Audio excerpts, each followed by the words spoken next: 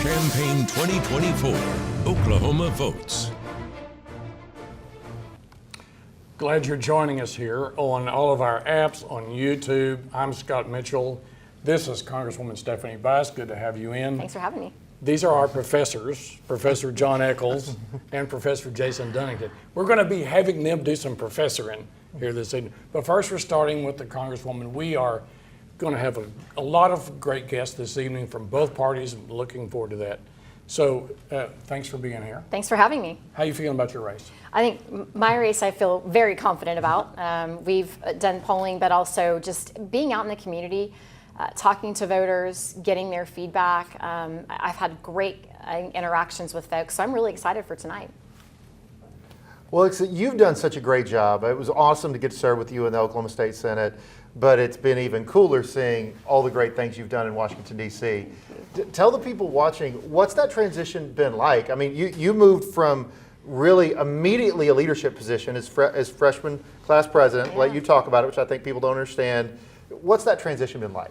Well, first I would say I think it's great that I had that experience because so many people come into Congress with really no legislative background.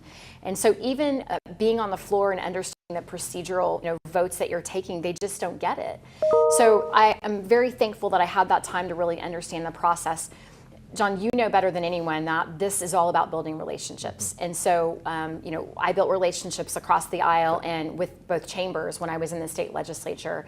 And so it's very similar in that aspect. You have to build relationships with your colleagues and you find people that have similar passions to you and, come together and try to find, I think, reasonable policy that you can move forward.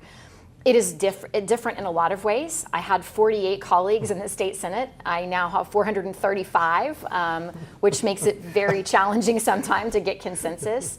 And you mentioned my election to the class president role.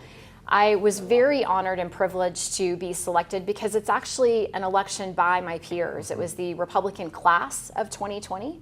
And to be elected to that position, I found out after the fact that I was the first woman ever to hold that role. Wow. Those of us that served with you are not surprised even a little bit. Oh, that makes sense. No. And then one more, and I'm going to turn over to Jason.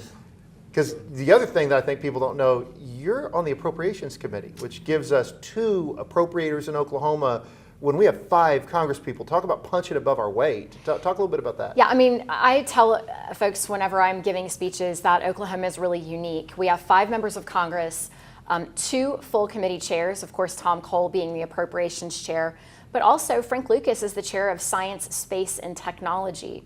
And people don't really understand why that's important to Oklahoma, but that's research dollars. And when you're talking about our higher ed institutions, that there's money there that can actually go to OU, OSU, Tulsa, and others. So incredible opportunity for Oklahoma. And for a little context, the state of Florida has 27 members of Congress and not a single full committee chairmanship. So we definitely punch above our weight.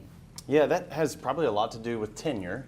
So we have some tenure in some of our members in Congress. Hard to believe that you've already been in 4 years. It is hard. Feels a little like dream team here since we all passed a bill together in your last year. That's right. In the state Senate.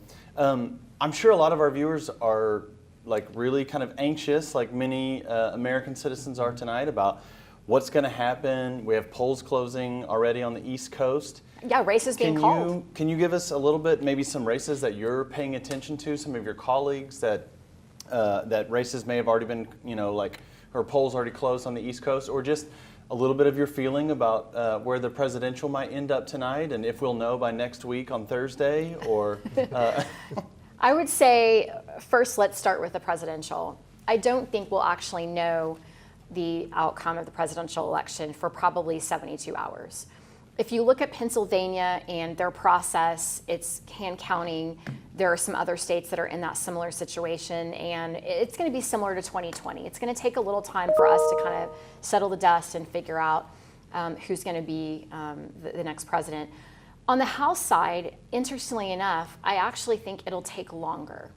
I think there's an opportunity that it may be potentially Thanksgiving before we actually know who has won some of the races across the country because of the slow counting process in some states. To give you an example, in 2020, when I was elected, one of my classmates, Claudia Tenney from New York, did not find out that she was a member of Congress until February. And so I think that we have some very competitive races across the country that are going to take a lot of time to kind of flesh out. Races that I'm watching in particular, I'm looking at quite a few races in New York State. Republicans hold several seats that are in Biden districts, meaning Biden won those seats in 2020. So we're going to be watching those very closely. We also have California, which we've got a little time before those polls close, but 7 seats in California that are we're watching that are toss-up seats. 2 in Illinois, 1 in Iowa, 1 in Oregon, and then a scattering of others across the country. So it'll be a long night and a long few days, Jason. It is definitely going to be a long night, I'm sure, for everyone that's watching. What are you looking for as far as, people talk about exit polls, and so there's going to be a lot of information that's coming out tonight. I'm sure a lot of folks at home have different websites that they're looking at. I would tell you, please don't look at Twitter for news tonight. Maybe look to things like News 9's page or the AP. But what would you be telling viewers to look at if they're trying to kind of find out, where things are, and what are you looking for in exit polls tonight? Well, certainly I look at a lot of the Politico sites, meaning things like Inside Elections, 270 to Win. There are a lot of sites out there that really focus on these high-profile races, and that's really what I'm going to be watching. You mentioned, though, what other sites people should watch, and I think that you should look at the State Election Board website. That is actually where you're going to see so many of the state races called tonight. And I just want to say a huge thank you to every one of the individuals who have volunteered to work the polls today and this year. It's not an easy job. It doesn't pay big dollars, but these folks are really volunteering their time and resources to be able to make it happen. So thank you. If you have made the decision to be a poll worker, we need more. And so I just want to put that plug out there and make sure you're watching the State Election Board website, because that's where you're going to see all the results for tonight. And we may get some of those earlier than what you'll see in the election board. We'll talk about that in just a minute. Okay, possibility of Thanksgiving. I'm reminded of that saying, other than that, Mrs. Lincoln, how was the play? Because all of us are thinking about it. We'd love to get this over early. Yeah. There are a lot of discussions about that Republicans may take the Senate and Democrats may take the House. Your thoughts about a lot of this prognostication? Well, I would say that that's a possibility. I think we have the Senate. If you look at the Senate races that are up for grabs right now, we only need 2 seats to actually flip the Senate, right? And so we are all but certain to have West Virginia, which is the seat that Joe Manchin's giving up. We also will be taking the Montana seat, John Tester against Tim Sheehy. Tim Sheehy's done a remarkable job of campaigning. But there's also some other seats that we feel really good about. Ohio, Sherrod Brown against Bernie Moreno. I think that's a pickup opportunity that looks to be trending our way. Ohio will likely go Republican. We also have Pennsylvania with McCormick up against Bob Casey. Depending on turnout in Pennsylvania, that could be in the Republican column. Sam Brown in Nevada is another one. And then we'll see if there's any others. But right now, I think a 53 number in the Senate seems like a fairly, 60-40 bet. In the House, we have, I mentioned, so many seats that are in blue states, New York and California. One thing I think it's maybe worth noting is that you have about 210 safe or lean Republican seats, and you have 205 safe or lean Democrat seats. And so there's not a lot in the middle anymore. Yeah. And that's really what we're playing for. Yeah. And so we're not going to see a time where either side has a 240 seat majority. It's just unlikely to happen. So we're going to have to, flesh this out, figure out where the chips land, and then try to figure out how we come together to govern, because that's what the American people are looking for. They're tired of the friction. They're tired of the sort of bombastic nature. They want us to govern, and that's why I'm there. You're in a caucus that works on trying to get things done. I mean, is it growing? It is. I am the vice chair of the Main Street Republican Caucus. It is about 75 Republican members.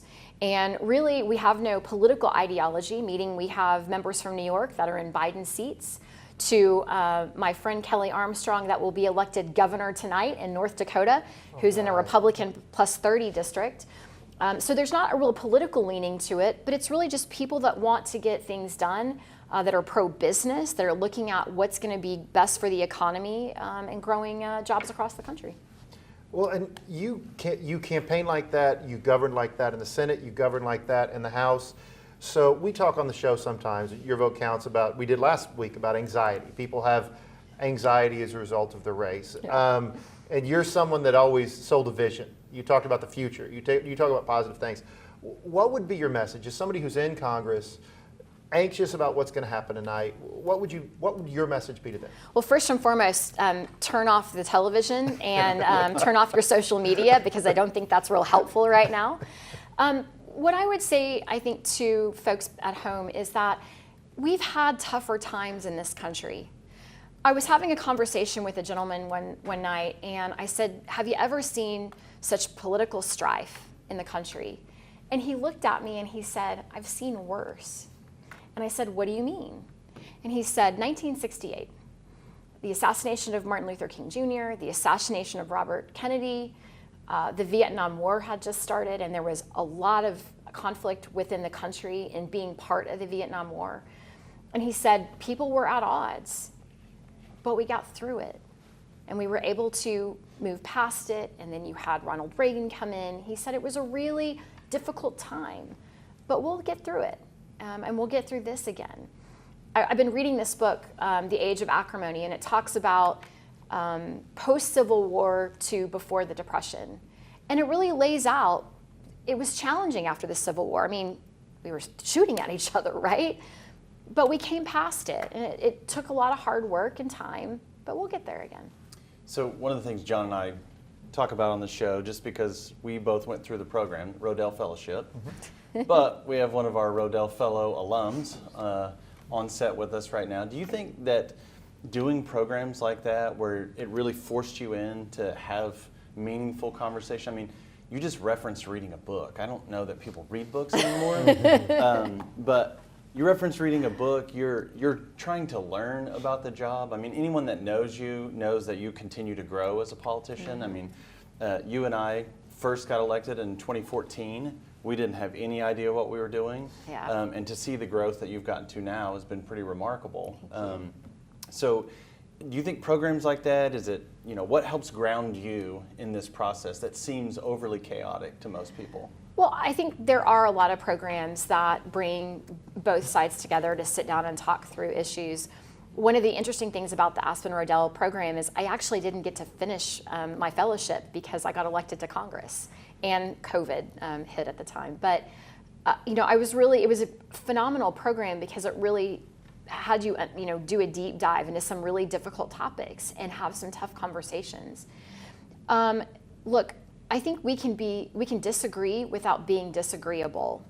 And there are so many, I think, individuals that would rather lob grenades either on social media or, via press releases or otherwise.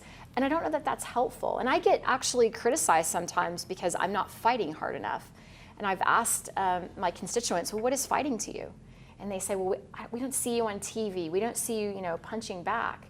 And I remind them that I don't need to be on television or the radio or social media to be actually fighting for them. That I can do that very effectively without doing those things. We just did a whole show, Your Vote Counts, a couple of weeks ago, asking kids to put their cell phones down because they'll learn better at school. And then we talked about adults need to do the same thing. So, maybe everyone needs to put that down for a bit and not do that kind of fighting. Yeah, take a step back, take a deep breath, go touch some grass, be out with nature, Look, I understand there's anxiety and I recognize that that can be challenging, but I also think that we'll get through this and we'll come out of it stronger. Absolutely.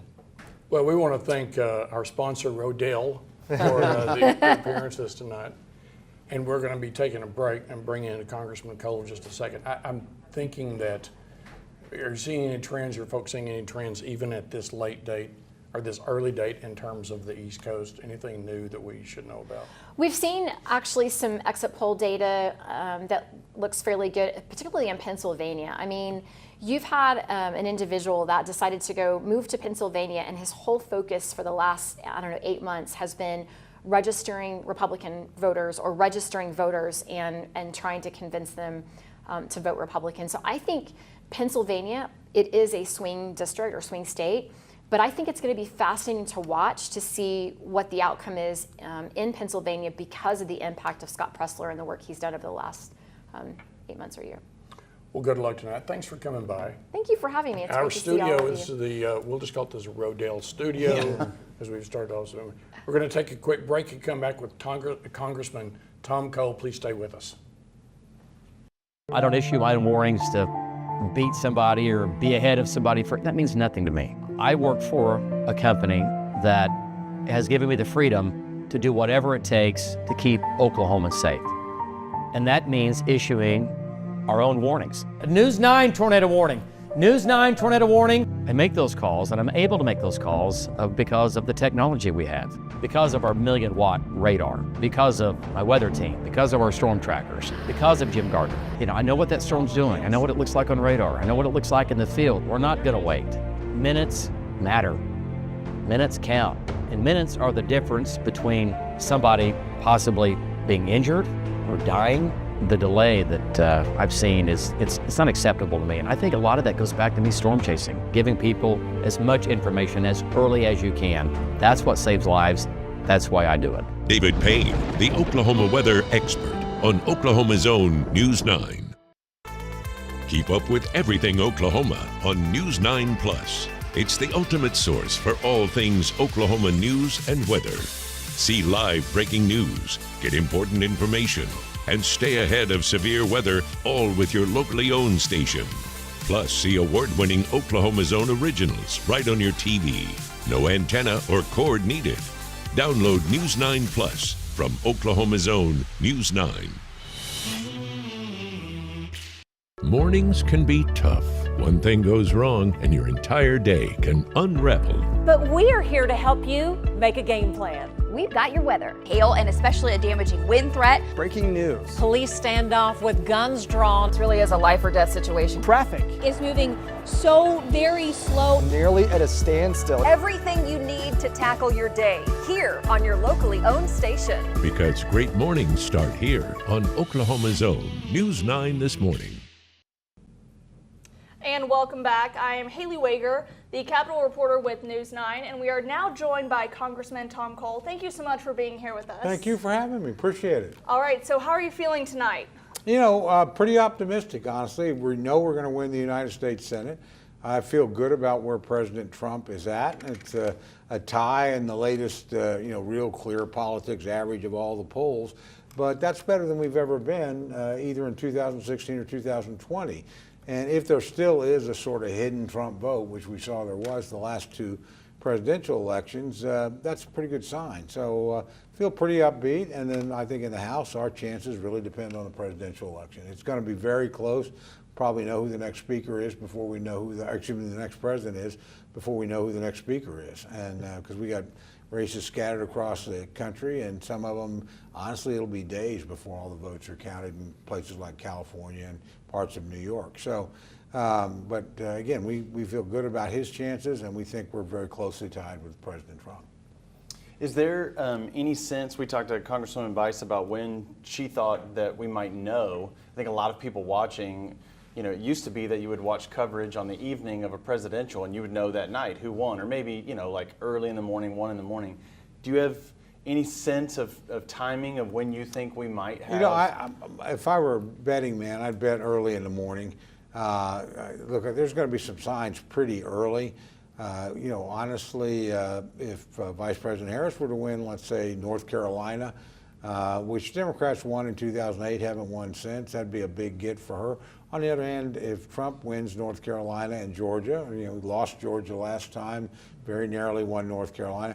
And then if you saw you know, all of a sudden there was something like Virginia or New Hampshire that was pretty close, those are pretty good early indicators for the Republicans. But yeah, again, the big ones are going to be Pennsylvania, Michigan, Wisconsin, that blue wall section up there.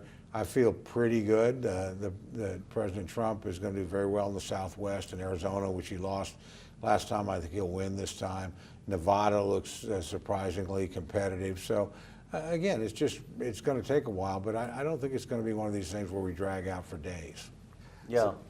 What our viewers may not know about you, Congressman, is you're kind of a professor of politics. So you I'm really addicted to the business. Yeah. You really get into the numbers. You get into the polling data. Are there things that you've been looking at or your team's been looking at as far as exit polls? Or could you tell the viewer what is an exit poll? Because I'm sure a lot of them wonder what that is. It's a great question, and it's a time when exit polling is changing.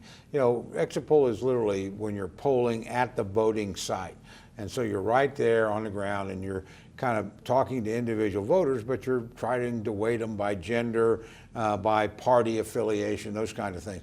But now there's so much early voting. I mean, 75 million people have already voted. We set all kinds of records here in Oklahoma, and we don't have a long early voting period in the way that a lot of other states do. Thank you very much, Jonathan, your colleagues in the legislature.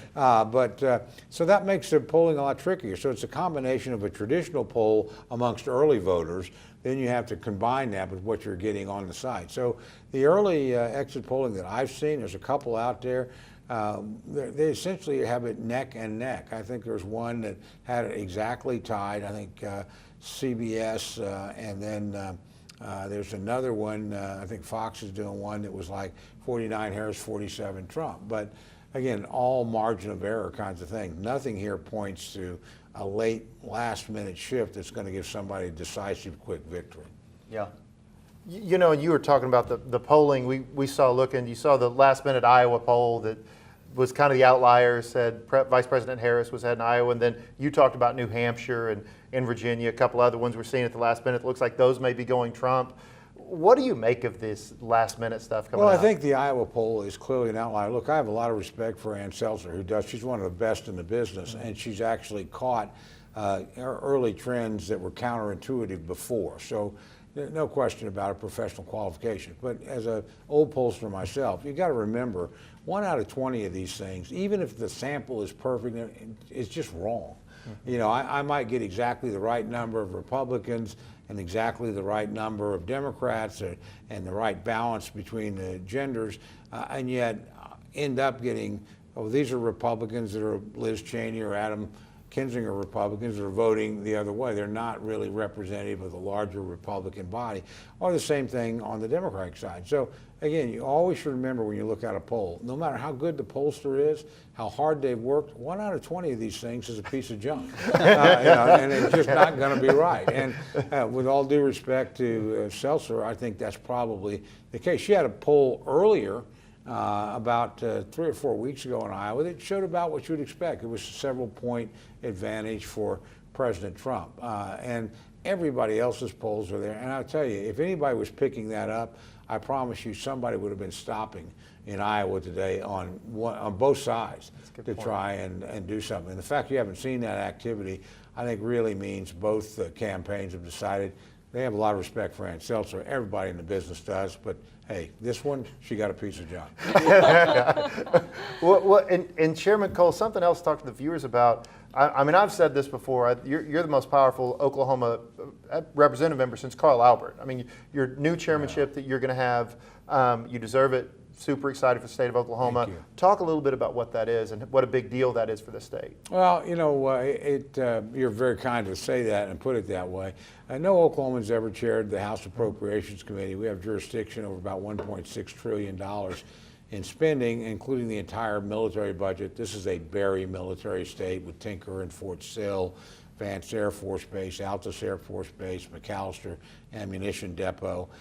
We have a lot of defense contractors, 3,700 jobs at Boeing, over 1,000 at Pratt Whitney that just opened up an 850,000 square foot facility, big presence by Raytheon, Northrop Grumman. We have the National Weather Center at OU. We have the Kerr Water Labs in Ada. We have a huge Indian hospital in Lawton. All these are federal facilities, federal workforce. So that's what the Appropriations Committee does, is fund the federal government. And I also think, what most people think of as government is what the Appropriations Committee does. They don't think of themselves, they think of Social Security, Medicare, Medicaid, none of which we have jurisdiction over. They're with Ways and Means and Energy and Commerce. And they're actually they're the biggest spending items. We spend more money on Social Security than we do on defense. And so those items are on. But what people think of in terms of roads, in terms of airports, in terms of federal support for education, we're a big recipient of what's called impact aid here because we have lots of land the federal government or Indian tribes own that's not on the tax rolls. The federal government contributes to make up for that lost income because if you're at Tinker Air Force Base working, we attracted your kids there, and they're not paying any local, school taxes, property taxes, the way that a private facility would. So the federal government steps in. That's something we have jurisdiction over. So making sure we get equity for schools in Oklahoma, this is a very powerful position to do that for. And again, the national priorities. If we decide we're going to the moon, then guess what? Those dollars got to come out of the Appropriations Committee to NASA to do it. If we decide that we're going to send arms to our friends Israel at a time of need, then those dollars are appropriated through our committee. So it's not just what you can do locally, it's also the national impact that Appropriations has. Yeah, I'll hearken what John said. It's incredibly exciting for Oklahoma, not only to have you in the chairmanship role, but then to have Congresswoman Bice, who we just had on, sit as a member of the committee. I think the way you put it, John, was punching well above our weight when it comes to that. First time we've had two appropriators since Ernest Istook and Wes Watkins were on that committee in 93 and 94, and we only briefly had it for 2 years. So you're exactly right, and we're lucky to have her. We're very lucky to have Frank Lucas. We have two chairmen in a 5-member delegation.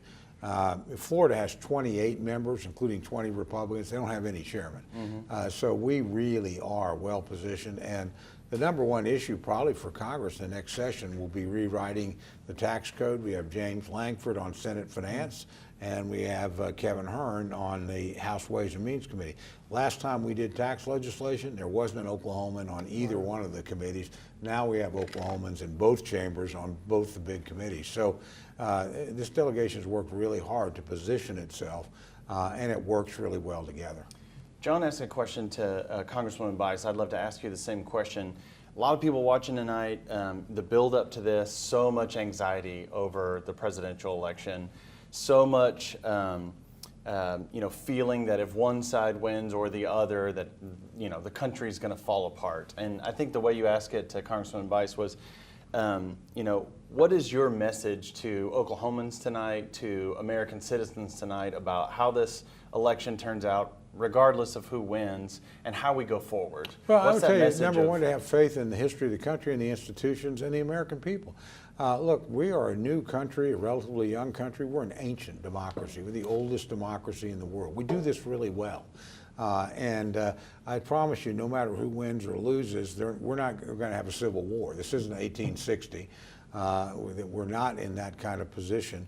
And the institutions are incredibly durable. They've held up through war, through depression, through civil war. We were holding elections in 1864 in the middle of the war. They didn't do that in Britain in World War II, or they didn't have national elections in World War I. We did. We had a presidential election in 1944, right at the height of the Second World War. So, number one, our institutions are built to do this, and they do it very well. But much more importantly, the American people are very level-headed, commonsensical people, and they're not gonna, they're not going to lose their respect for one another. They're competitive by nature. That's who we are, whether it's on a football field or we're racing Russia to the moon. But we intend to win at most things we compete at. But again, we have good sense, and we recognize that our political adversaries are not our political enemies. We have different points of view. We're competing very hard. But I got a call today from the ranking member and former chairman of the full Appropriations Committee, Rosa DeLore of Connecticut. She's my Democratic counterpart. We were just in the Middle East. We added this line. We met with the king of Jordan. We met with the prime minister of Israel. We met with the president of Egypt. And we said, you're talking to the next chairman of the Appropriations Committee. We just don't know who. It's going to be one of us, and we're that close.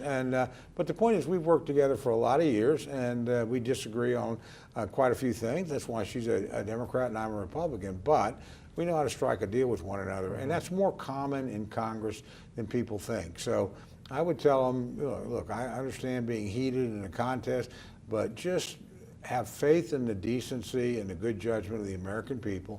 And guess what? If they make a mistake there'll be another election in 2 years, and you can fix it. And the American people are like OU football fans. They're not afraid to fire coaches if they don't think it's going well. You got to produce. That's right. And they expect you to produce. And again, they're not shy about it. But again, it's worked. I mean, we're the envy of every other country in the world in our ability to move power along and our ability to work together across partisan lines. So again, I have great faith in the American people. I have extraordinary faith in the institution our founding fathers put together, and that honestly we've modified and changed over the years for the better. There are a lot more Americans voting today than there were voting in 1789. We've expanded the franchise. We've welcomed people in. People have learned to play by the rules over time, and so again, I'm not one of these people that thinks the fate of democracy is at stake in any given election. I think, particularly if my side loses. I mean, I've been in enough losing elections and then had opportunities for comebacks in later elections. The President of the United States, former President Trump, is an example of that. He won an election, he lost an election. I think most people would have told you he probably can't win. He won a really good primary field. He beat the sitting governors in Florida and Nikki Haley and popular senators like Tim Scott, and now he's back in the mix again. And so, our system is an open system. If you're willing to compete and you can convince enough people, then you have a shot at winning. I think you've got a great shot tonight. So speaking of which, and in fairness though, Florida might be about to have the president. We'll keep our chairmanships in Oklahoma. They get the president. That's enough for Florida. They'll settle for that. yeah. And so would we. Yeah. as a state. What do you think the chances are of this election? I mean, kind of the hard question. What do you think the outcome is? We all know what you want the outcome to be, but sure. But how do you kind of see this coming down? I mean, I really, number one, I think we get the United States Senate. That's been crucial to us in the House. We've gotten a lot of stuff done. We're accused of not getting stuff. We just can't pass it through a Democratic Senate, and I get that. Border legislation to energy legislation. So we need a working partner on the other side of the rotunda in the Capitol. We know we're going to get that tonight. We think President Trump is going to win. I think it's going to be close. But I think, again, I look at where he was in 2016 when he won, 2020 when he lost, but lost a lot more narrowly, and that's coming out of COVID than people thought. He's a better position in the polls today than he was in either one of those elections. He was trailing on Election Day on both those elections. Here, he's dead even in the collection of all the polls. So I think they've run a better campaign. I happen to know the people that are running it, Susie Wild and Chris Lasavita. Chris, in particular, is an old friend of mine. I think they put together a great campaign. And I think, if you don't think Donald Trump is tough, I mean, look at the response to the assassination attempts. That's right. In the first one, he gets up and is hollering "fight by fight." When I wouldn't have been getting up probably. I'd have been cowering down there behind the deal, and he didn't. And then the second one, what's his response? Geez, I hated that I would have parred that hole. I was playing a great game. He's just a tough guy, and I think it's a dangerous world, and we need a tough guy. But he's he's resilient. So I think he wins the election. If he wins, I think we win the House very narrowly. And we have a shocking one to call just now. Just in, the AP has called Oklahoma for President Trump. I know. What took him so long? Yeah. 3 minutes. Now, in fairness, I think it just took a few minutes for it to get here, which is 7 to 5. I'll be waiting. The close, boom. Yeah. They send it by carrier But pigeon. I think so. you always look at the national lenses love it. or landscape through the lens of your own state, and I think it says something in a state where honestly we knew he was going to win, but you had record early turnout. And that tells you what Trump supporters all across the country are doing. Whether they're in states that are going to win or states that are razor thin like Pennsylvania, they are mobilized and intent. They lived through defeat once, they don't want to go through it again. And so I do think the turnout edge probably lies with us. Okay, so stick to Oklahoma for a second, because you just gave us the AP calling the state. In your opinion, professor of politics over here, will one Oklahoma county go blue in this cycle, or do you think we'll go through another presidential cycle where every single county goes red? Well, if you're at a gambling table and you're on a winning streak, you stay with it. And look, we've had 5 straight elections where we've carried every county presidentially. That's why when you hear about us gerrymandering and redistricting, you'd have to gerrymander to create an opportunity for the Democrats to win a congressional seat if our candidate's winning every single county. So I feel like we're going to do that again. It'll be closer in the metropolitan areas. Oklahoma used to be very different than nationally. The Republican strength was in the 2 great metropolitan areas, still is. A lot of strength there, but the backbone of our strength is now where the Democrats used to be, rural Oklahoma. So I think all of those counties are clearly going to go red, and I think the 3 I would watch would be Oklahoma, Cleveland, and Tulsa, but I feel pretty comfortable they're all still going to go for President Trump. All right, well, thank you so much for being with Thank us. you. It's an honor to be with you. We're going Thanks. to take a quick break, and we'll be back we have Representative Kyle Hilbert, Senator Julia Kurt, coming up right after this break. On a big storm night, we call those priority 1. All hands on deck. This is a tornado. We start planning 24, 48 hours in advance. Debris hitting us. Travis is going to be leading. You need to be taking cover. Alan Crone looking at individual storms. Stay away from the western walls and windows. Station's going to be driving the radar. Centermost part of your home, lowest level. Aaron Reeves runs our storm trackers. Stephen Darren's, he's kind of looking at the bigger picture. And Megan Gold pushing out a lot of social media. And then you take our storm trackers, led by Von Caster. Definitely don't get out. Power lines down right in front of me. We got debris all over the interstate. 100-mile-an-hour wind. It's a whole team that's constantly in sync. I've got the right people surrounding me. The best technology and the best team working to keep you safe. They're all coming together to give us the best information possible because we think information is the key. The locally owned station invests more in you. You got to get to a safe place right now. Travis Meyer, Station Knight, and Alan Crone, the Oklahoma weather experts. Only on Oklahoma's Own News on 6. Keep up with everything Oklahoma on News on 6 Plus. It's the ultimate source for all things Oklahoma news and weather. See live breaking news, get important information, and stay ahead of severe weather, all with your locally owned station. Plus, see award-winning Oklahoma's Own originals right on your TV. No antenna or cord needed.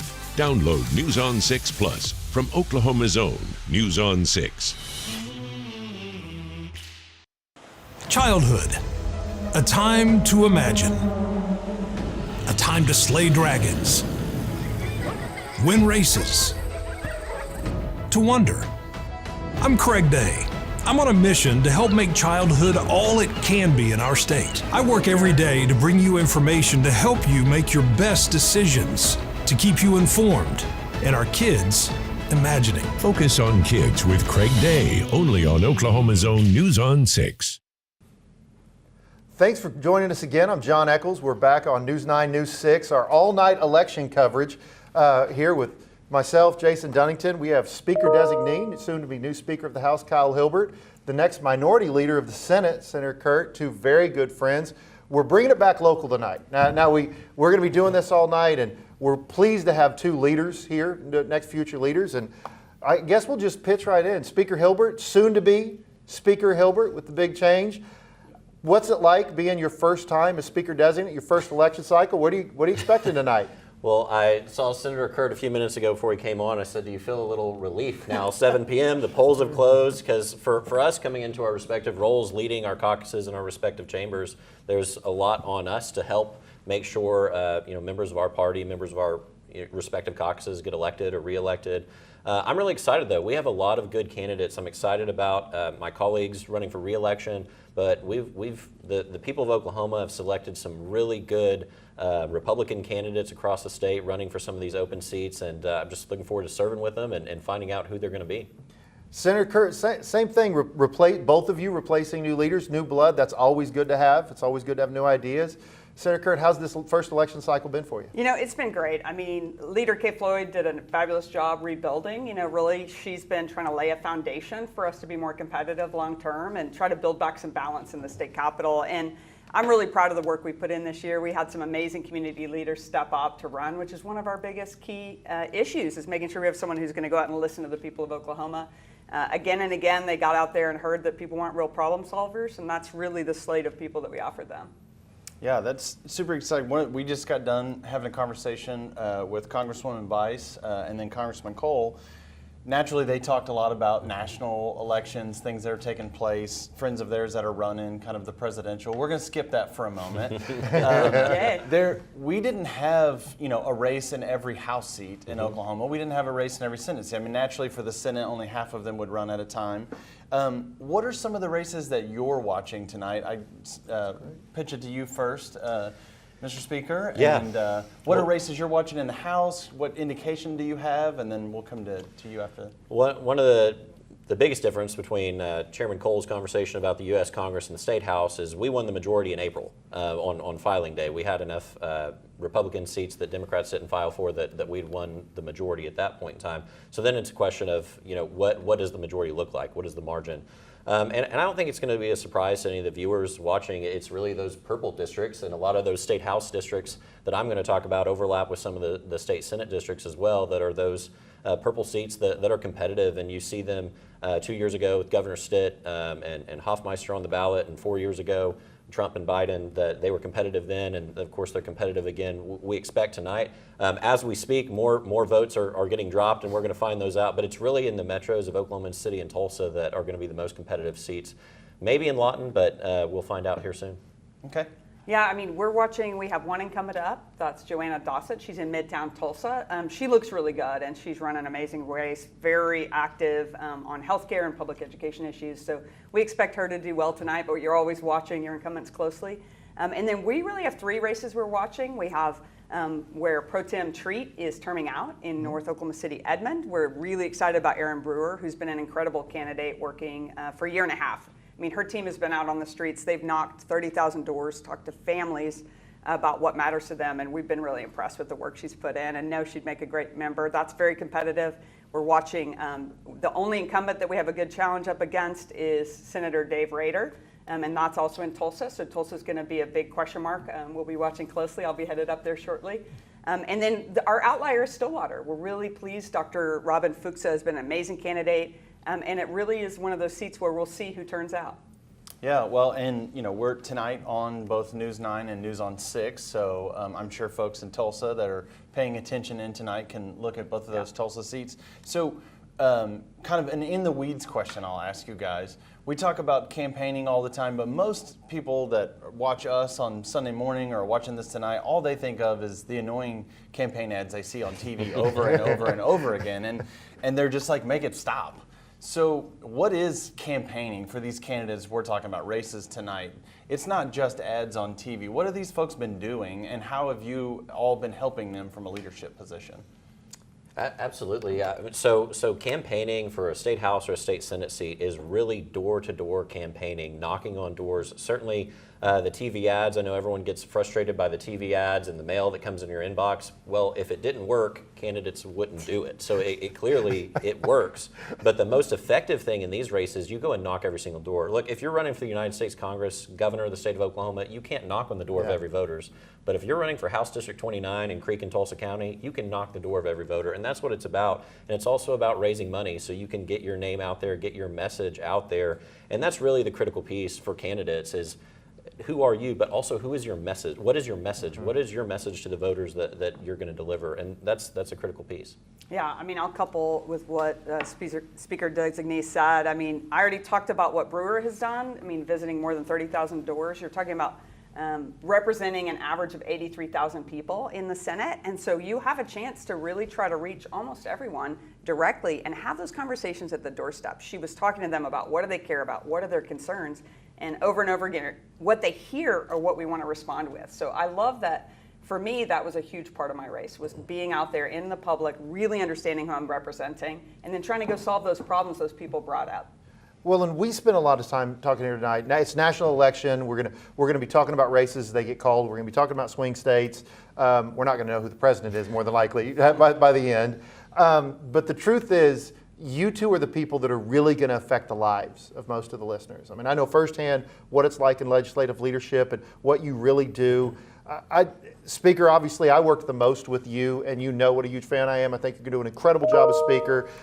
Tell the viewers just a little bit of an introduction of who their new Speaker is, who their new Senate Minority Leader is.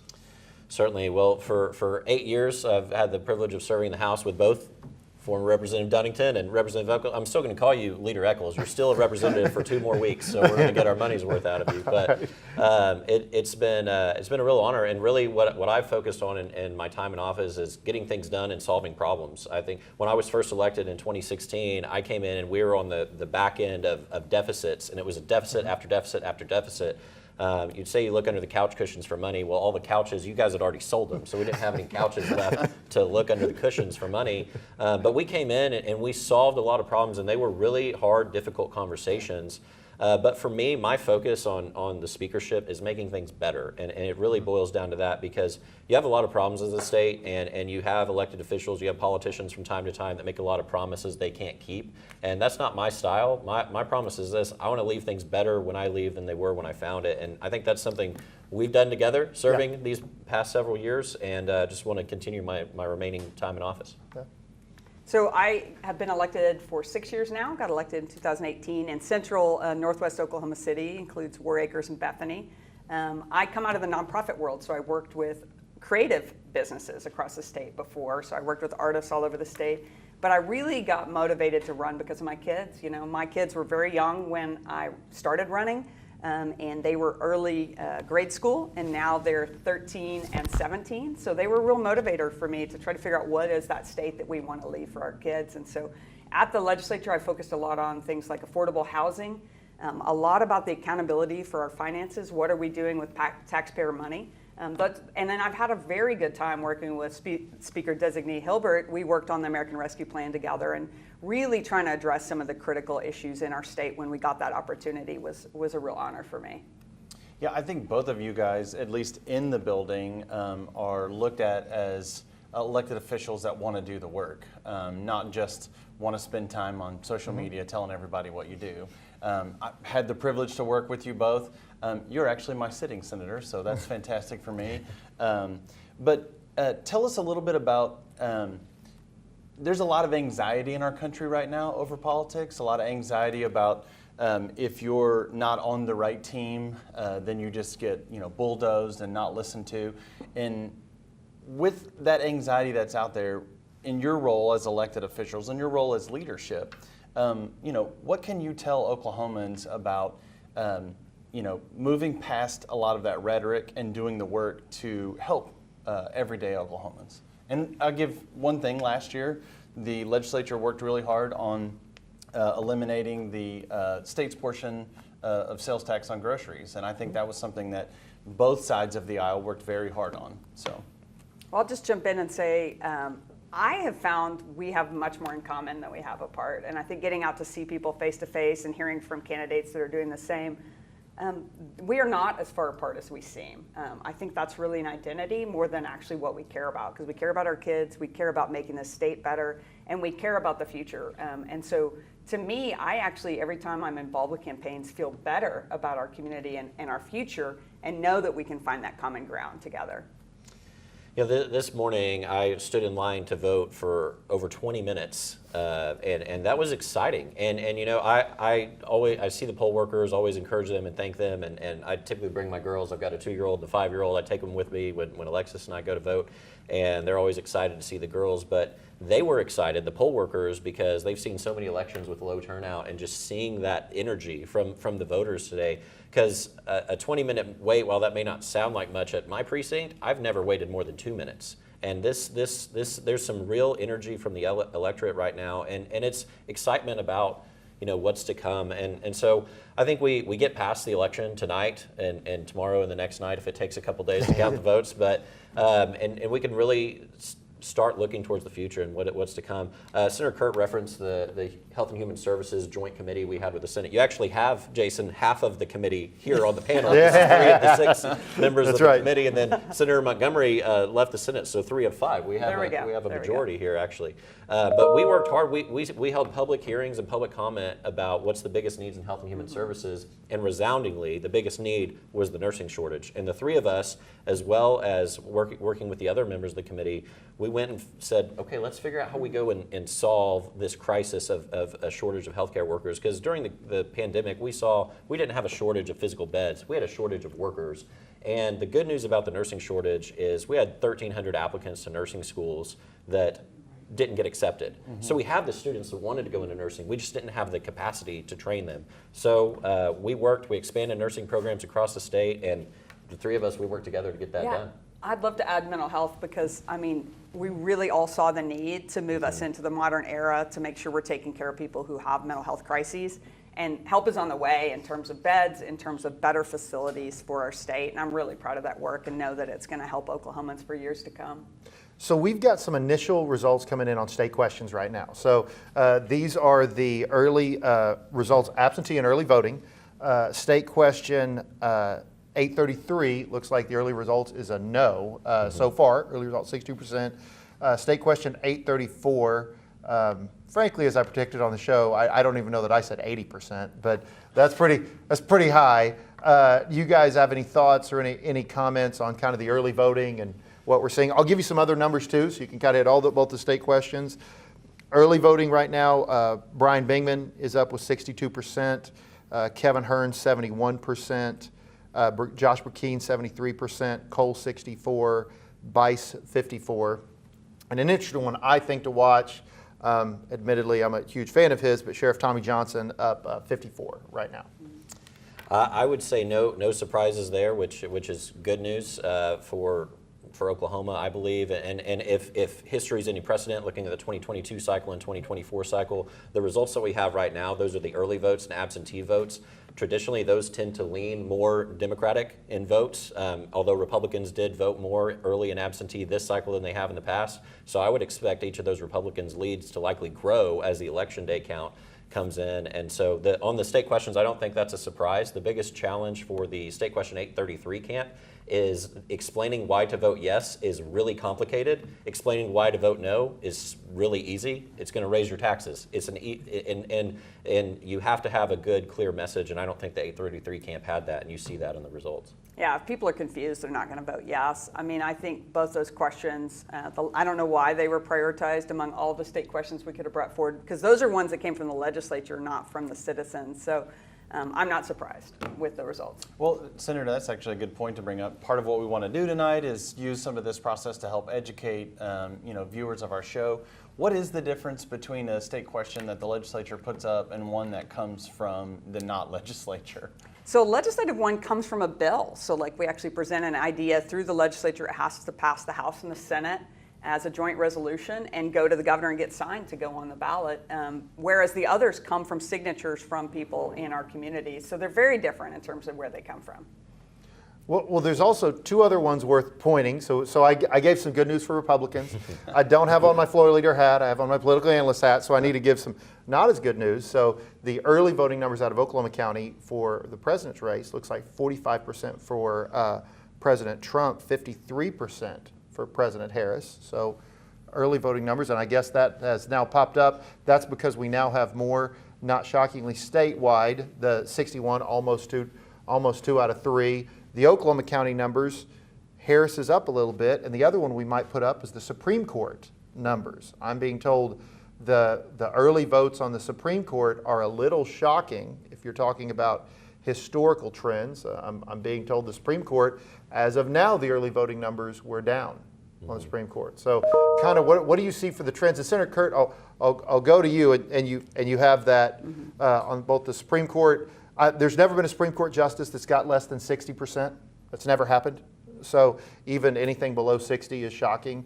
So whether it's the Supreme Court or whether it's how you see Oklahoma County going, yeah, you have that right there. I mean, you're looking at 49% for Justice Cogger, and then 50.3 for the other two justices, which are historically shocking numbers, even if you eke out. So, kind of what is your, go to you first.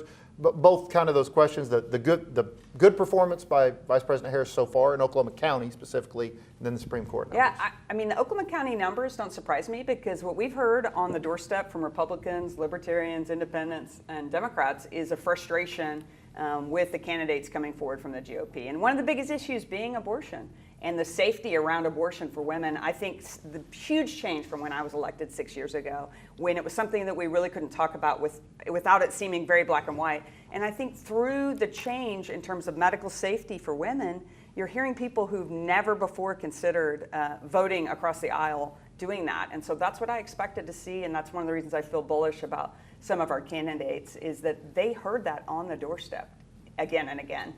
On the judges, I mean, I love the scrutiny of judges. I'm glad for that. I think the challenge is finding reliable information that's not just bought and paid for.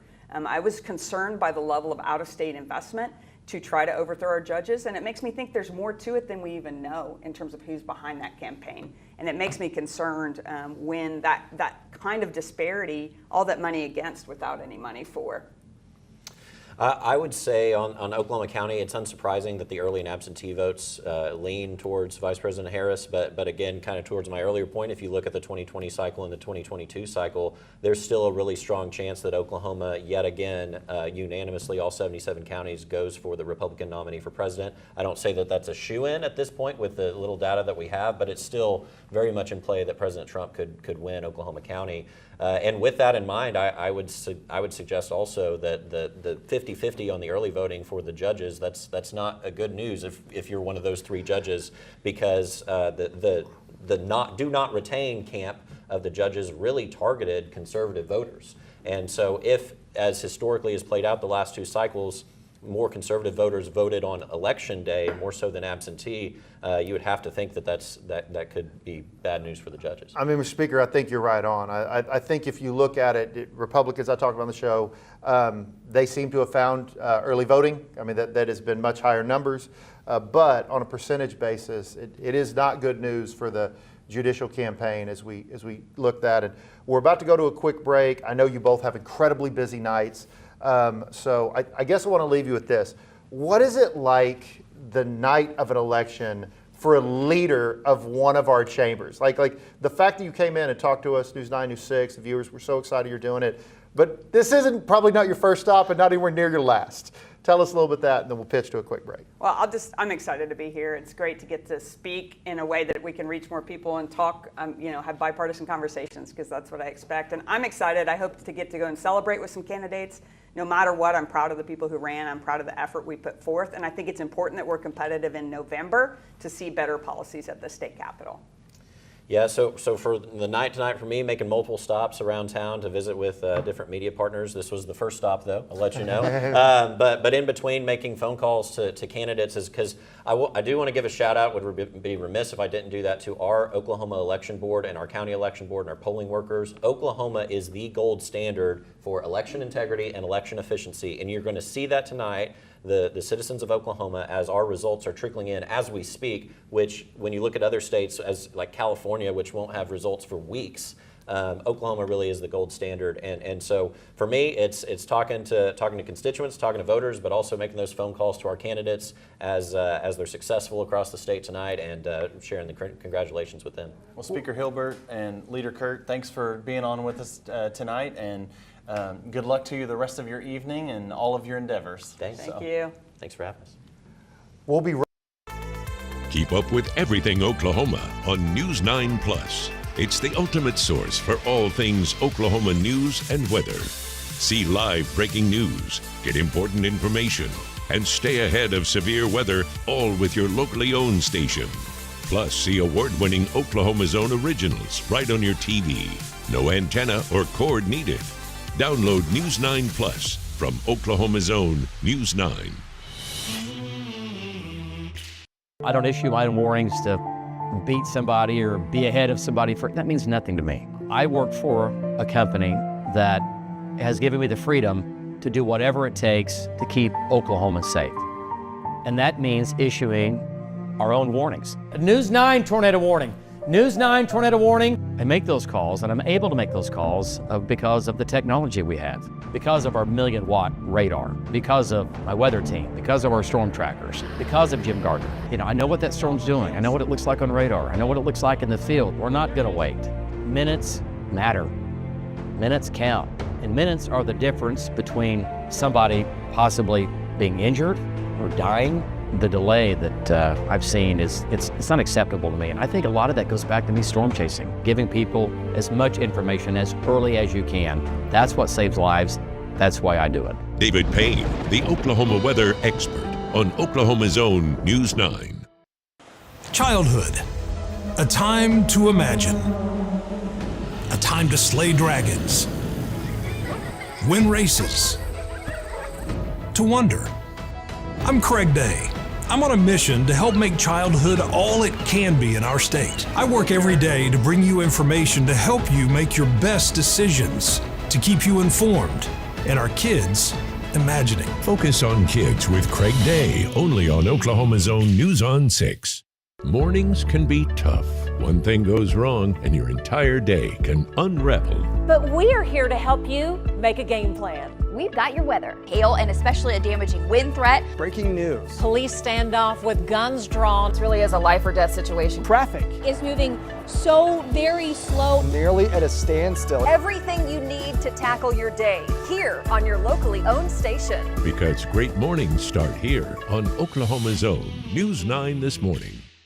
On a big storm night, we call those priority 1. All hands on deck. This is a tornado. We start planning 24, 48 hours in advance. Debris hitting us. Travis is going to be leading. You need to be taking cover. Alan Crone looking at individual storms. Stay away from the western walls and windows. Station's going to be driving the radar. Centermost part of your home, lowest level. Aaron Reeves runs our storm trackers. Stephen Narrens, he's kind of looking at the bigger picture. And Megan Cole pushing out a lot of social media. And then you take our storm trackers, led by Vaughn Castor. Definitely don't get out. Power lines are down right in front of me. We got debris all over the interstate. 100-mile-an-hour wind. It's a whole team that's constantly in sync. I've got the right people surrounding me. The best technology and the best team working to keep you safe. They're all coming together to give us the best information possible because we think information is the key. The locally owned station invests more in you. We got to get to a safe place right now. Travis Meyer, Station Knight, and Alan Crone, the Oklahoma weather experts. Only on Oklahoma's Own News on 6.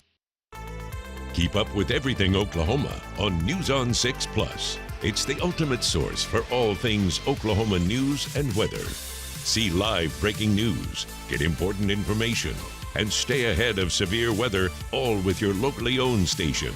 Plus, see award-winning Oklahoma's Own originals right on your TV. No antenna or cord needed. Download News on 6 Plus from Oklahoma's Own News on 6. And welcome back. It's been kind of busy out there. You guys have been doing. That's got Huntley and Brinkley on this set so far. So it's we're watching the A-listers come through. What have y'all learned anything really? Yeah, absolutely. I mean, as three guys that do a show on Sunday mornings that last about 7 minutes, and we usually have about 20 seconds to talk and then pitch into the next. It's been really great to have. We've two sitting Congress folks from Oklahoma to come in and tell us a little bit about the national election. I think we learned a lot from both of them. Yep. One of the things we're trying to ask questions of our guests just about the process. I think that's one of the things I get asked a lot in politics is just, you guys always talk about politics. How do you know so much about it? You work in it, you learn more. So hoping that the viewers watching are learning more about the process, whether it's how state questions come up or what exit polls are, those type of things. But yeah, it's been great to have a lot of really great, A-list guests on so far and just learn more about the whole process. And I think it's so fun as somebody who is in politics because I'm passionate about people. Like that's why I do it. That's why I'm involved, because of the love I have for the state, for my wife, for my kids, what we want to see, to show a positive vision for what it could be in a night that could be pretty rough. Right. So while everybody's watching we're watching the election results, we're talking about the Supreme Court, the last section. Well, people have some strong opinions on that. I mean, it's literally 50-50, not figuratively, literally. Right. Watching about what's going on in these Oklahoma County races, to hear that, and especially the last one I really liked, because we had the new speaker, Kyle Hilbert's going to do a great job, Senator Kurt. I disagree politically with Senator Kurt on a lot of stuff, but she is a very good person, like just a wonderful human being. I love that. I love the ability that Scott, you put together with News 9 and News 6, this platform to show people, hey, well, there may be a lot of anxiety about what's happening nationally. We're going to be okay, even no matter what your opinion is. I have very strong opinions, but we're going to be okay. And you've been pitching some other stuff live over in another studio or here. News on 6, News 9. It's crazy. While we're in, it looks like right now, I mean, for those that have just been watching this, states that have been called for former President Trump has 101 of the Electoral College votes, and Vice President Kamala Harris now with 52. And those, we'll get more into that, like as more states get called. John was able to call Oklahoma at 7:05 here. What a surprise. One of the there's a 4-minute, 30-second delay. Yeah, one of the comments from Congressman Cole was, it took that long? But we did ask him, we called him the professor of politics, but asked him if he thought any of the counties in Oklahoma this cycle would go for Vice President Kamala Harris. He seemed a little, kind of bullish on no, but, early results that, John, you just shared with us a moment ago look like that, at least from early voting and some of those that have come in, that, at least maybe Oklahoma County looks like it has a chance, to go blue. So we'll keep watching that as the night goes. But speaking of Oklahoma County, you had a chance earlier, Scott, to talk to our mayor here in Oklahoma City. I did, and you know that's been interesting. He did an op-ed. I didn't know until this week that his wife is from Philadelphia, and I was looking at the big board out there, and the big board, Pennsylvania is just out happening. What I'm watching for early on, I'm just watching Michigan, I'm watching Wisconsin, I'm watching Pennsylvania, and that could tell us which way we're going, yay or nay, or blue or red. But the mayor did an op-ed in a Pennsylvania paper. His wife is from there. And people have said, well, he endorsed Kamala Harris. Nothing like misinformation in the campaign. He did not. He did not. And so I thought, let's just talk. And by the way, thank you for arranging this with Mayor Holt. So we had a few minutes to talk about why he did the op-ed and also other things that he wants to talk about in terms of Oklahoma City. We got into the relationship between Oklahoma City and Tulsa. Tulsa's picking a new mayor tonight, we think. And so we had this discussion, a few minutes, and here's my discussion with Mayor Holt.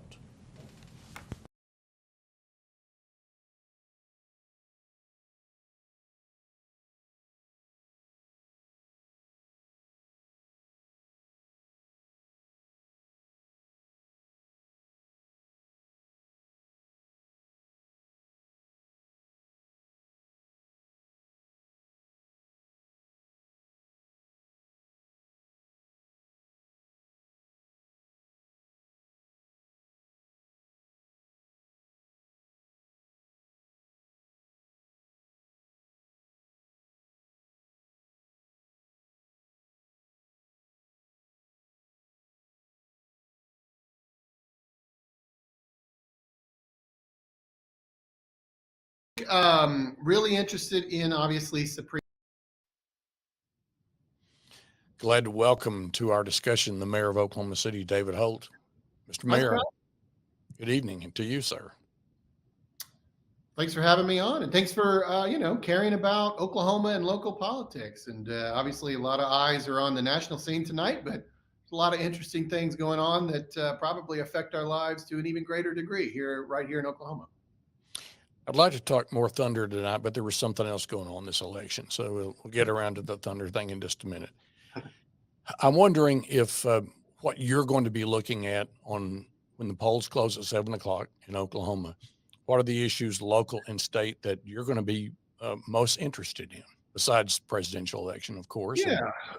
Well, I think really interested in obviously Supreme Court retention. Well, and I should say retention for all our judges, but obviously it was the Supreme Court specifically that has paid campaigns on both sides of the issue.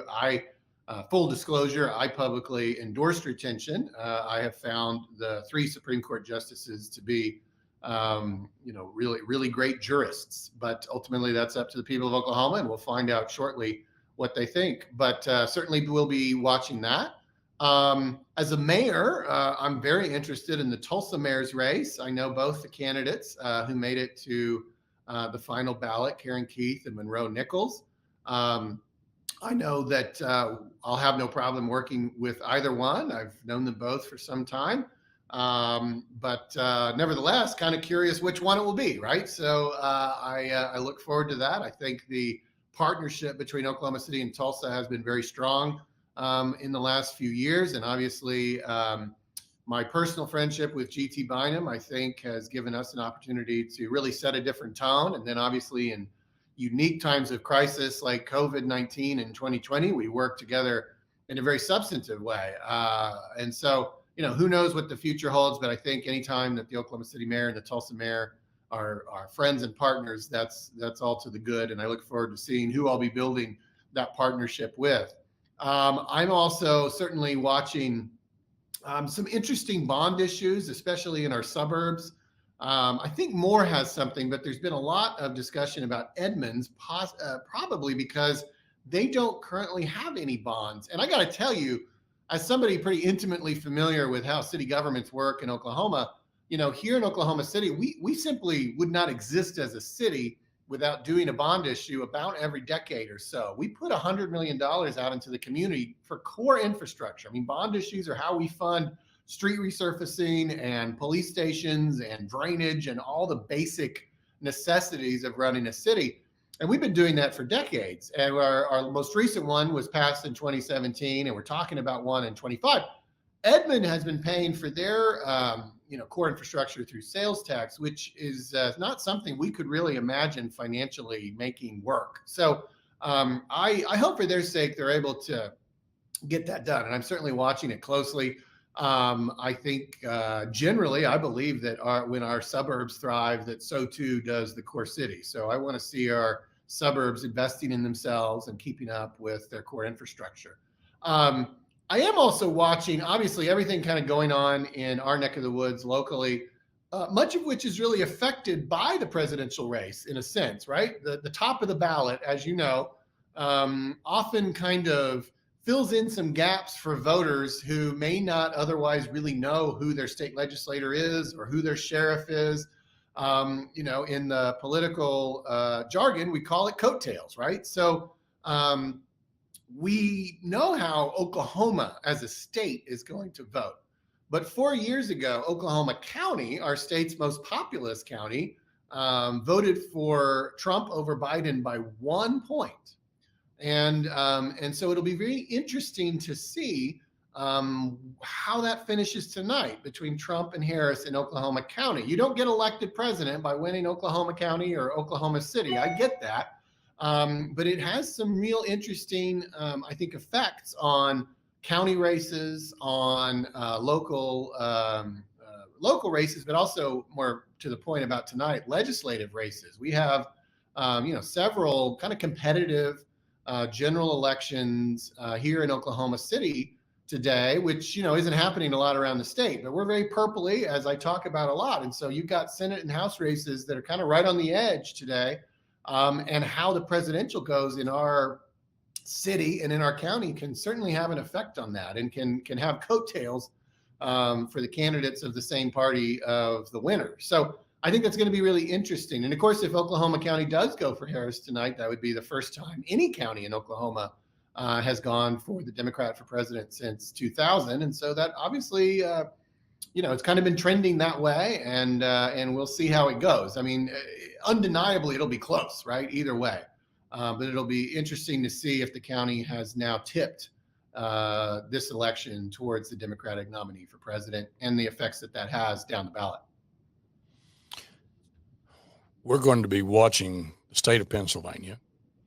And I didn't know until recently that you're married to a Philly native.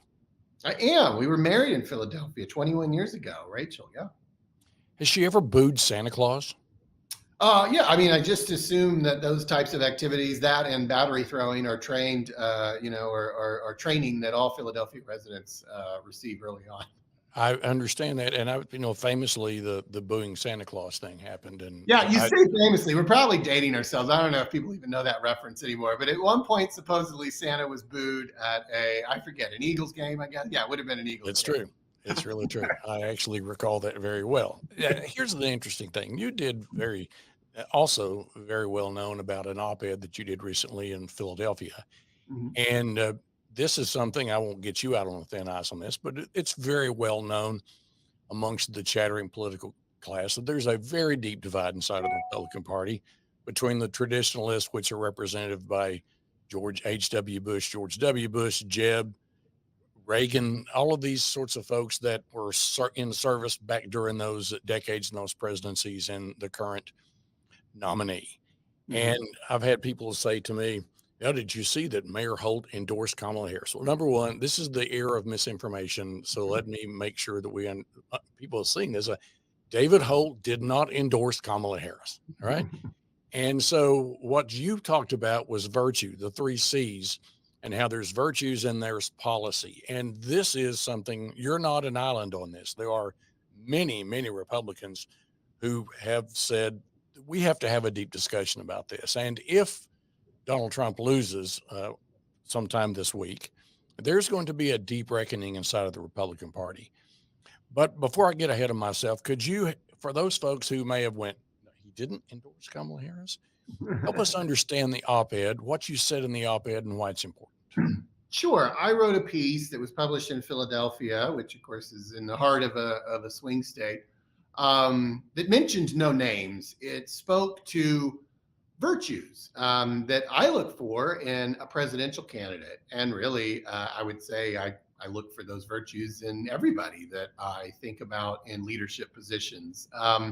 But President of the United States is the ultimate leadership position. And I certainly commend people to read it. It's probably far more articulate and nuanced in the written form than I could ever capture here. But the basic thesis was that these virtues are really defined by what I called the 3 C's: your character, your commitment to our form of government, and your competence. And that those virtues could be equally held by both candidates that we consider for president. And my first presidential vote was in 2000, and I voted for George W. Bush, and then I served in his administration, and then I attended multiple Republican conventions during this time, and I even was an elector, a member of the Electoral College for Mitt Romney in 2012. So during that time period, I took for granted really character, competence, and a commitment to our form of government. Those were not really differentiating factors between the candidates. And so I focused on policy, which drew me obviously towards the Republican nominees. That's been challenging these last few years, and I've had to really revisit these core principles of mine. And I wanted to articulate that. And I didn't endorse any candidate, and no candidate was mentioned in the piece. People can draw whatever conclusions they want, and there might be reasonable conclusions. I mean, I've made it clear for some time my discomfort with the character of the person who's been nominated for the Republican Party the last several elections. And I've been really gratified, really, at the response has been overwhelmingly positive, both from people who would be traditionally Democrats, but also a whole lot of people who voted with no qualms for George W. Bush and John McCain and Mitt Romney, but have had a real struggle these last few years, and maybe still don't know what they're going to do, or went into to the precinct today not sure what they're going to do. Some of those people have already told me that they had every intention of leaving the ballot blank on this race, right? So I mean, it's as you said, it's an issue that needs to be reckoned with. Probably whether it receives that reckoning depends on how the election goes, but But my head's held high. I can sleep well at night. I've never let go of my core principles that I think are prioritized for me above policy. That's not to say I don't care about policy. I absolutely do. But I have a hard time getting there until I've conquered my concerns about somebody's character. And so that's what the piece is about. And you can read it by Googling David Holt, Philadelphia Citizen, and that's the publication where it ran, and that would probably get you the piece. And, it's now, as we talk here, it's now past the point of any relevance to this election, but I would hope it's kind of an evergreen statement about the virtues that leaders should have. It's going to have some relevance in the very near future, especially if the former president doesn't win. I mean, there's going to be some real reckoning in both parties, depending on what the outcome is. Mayor of Oklahoma City is David Holt. I know one of the things you'll be doing tomorrow will be talking to the mayor-elect of Tulsa. Yeah. And we'll be looking to have a conversation about what's in store for those cities in the very near future. There's going to be a lot going on. And so thank you very much for your time today, Mr. Mayor. Indeed. Thank you. Be well. I really appreciate the mayor taking time. And we tried to spend a little time on important issues like why do Philadelphians boo Santa Claus, since Rachel's from there, but we didn't spend a lot of time on it. Had a lot of things to say, and he had the courage to say that. But I've got to remind people again that the misinformation that happens, why did he endorse Kamala Harris? He did not. Okay? He just said he was voting for virtue. Interesting people draw conclusions from that, right? Yeah, absolutely. Okay, we're going to take a break. I've got to go do some television. These guys are going to start covering some of the results of some state questions, some of the things that are happening on the state, and we'll be right back after this break. I don't issue my own warnings to beat somebody or be ahead of somebody. That means nothing to me. I work for a company that has given me the freedom to do whatever it takes to keep Oklahoma safe. And that means issuing our own warnings. News 9 tornado warning. News 9 tornado warning. I make those calls, and I'm able to make those calls because of the technology we have, because of our 1,000,000-watt radar, because of my weather team, because of our storm trackers, because of Jim Gardner. I know what that storm's doing. I know what it looks like on radar. I know what it looks like in the field. We're not going to wait. Minutes matter. Minutes count. And minutes are the difference between somebody possibly being injured or dying.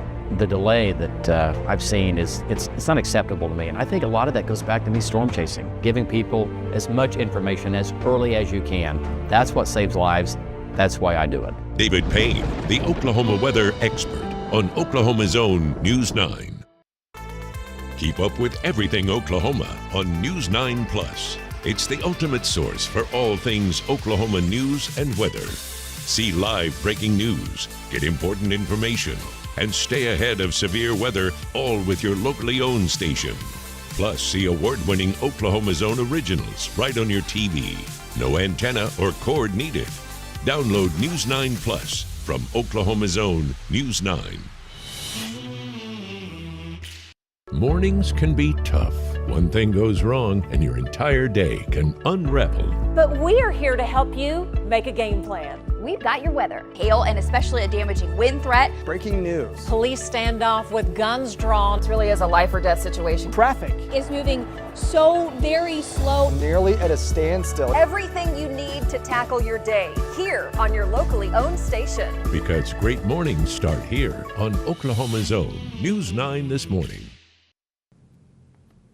Welcome back to live coverage tonight from News 9 here in Oklahoma City. And if you're with us at News 6 in Tulsa, welcome to the coverage tonight with my Your Vote Counts colleague, John Nichols. This is new for us. We've been talking about doing something like this for a while, but it's kind of fun to sit here and talk politics together. We do this in each other's living room or out at restaurants or any other place. We might as well do it in suits on election night and talk about results. I'm happy we get to talk to people at home with what we would be doing anyway. I mean, this is, you get used to this. You like talking about politics. You enjoy your time. So let's talk a little local races. Yeah, there's a lot of them going on. I mean, state questions that are up. So you can see on your screen now. Are you shocked at all by the state question 834 already being called? I am not. So staying on the state questions for a minute, this is exactly how I thought these were going to turn out. All right, so now we get to do the controversial stuff, right? Yeah. Man, there were some local members on the Democrat side that really came out against state question 834, which was a strategic mistake. That was an easy one. That just said citizens only can vote. I understand the arguments, but man, that's a tough one to be on the other side. That one, now the one that was interesting to me, which did end the way I thought it would, state question 833. Now, state question 833, that created an additional taxation district. The idea behind it is we all know we have a housing crisis. We all want to find a way to fix it. But it frankly just didn't have the safeguards in there, and the citizens rejected it. Yeah, I think Speaker Hilbert talked about that best when he said, it was just really hard to explain how to get to a yes. And when you can't explain it, especially when you're just reading a paragraph and you're voting, and it's one of the last things that you vote on your ballot, if you can't understand it, you're kind of just, okay, well, no, and go into that. And on the other one, now we talked about this on Sunday morning TV. I think I made the joke of making elections great again on state question 834. That was a no-brainer. It was going to pass. It's already illegal for someone to vote if they're not a citizen, but you're just codifying it into the state's constitution. Certainly understand why Republicans put that on the ballot.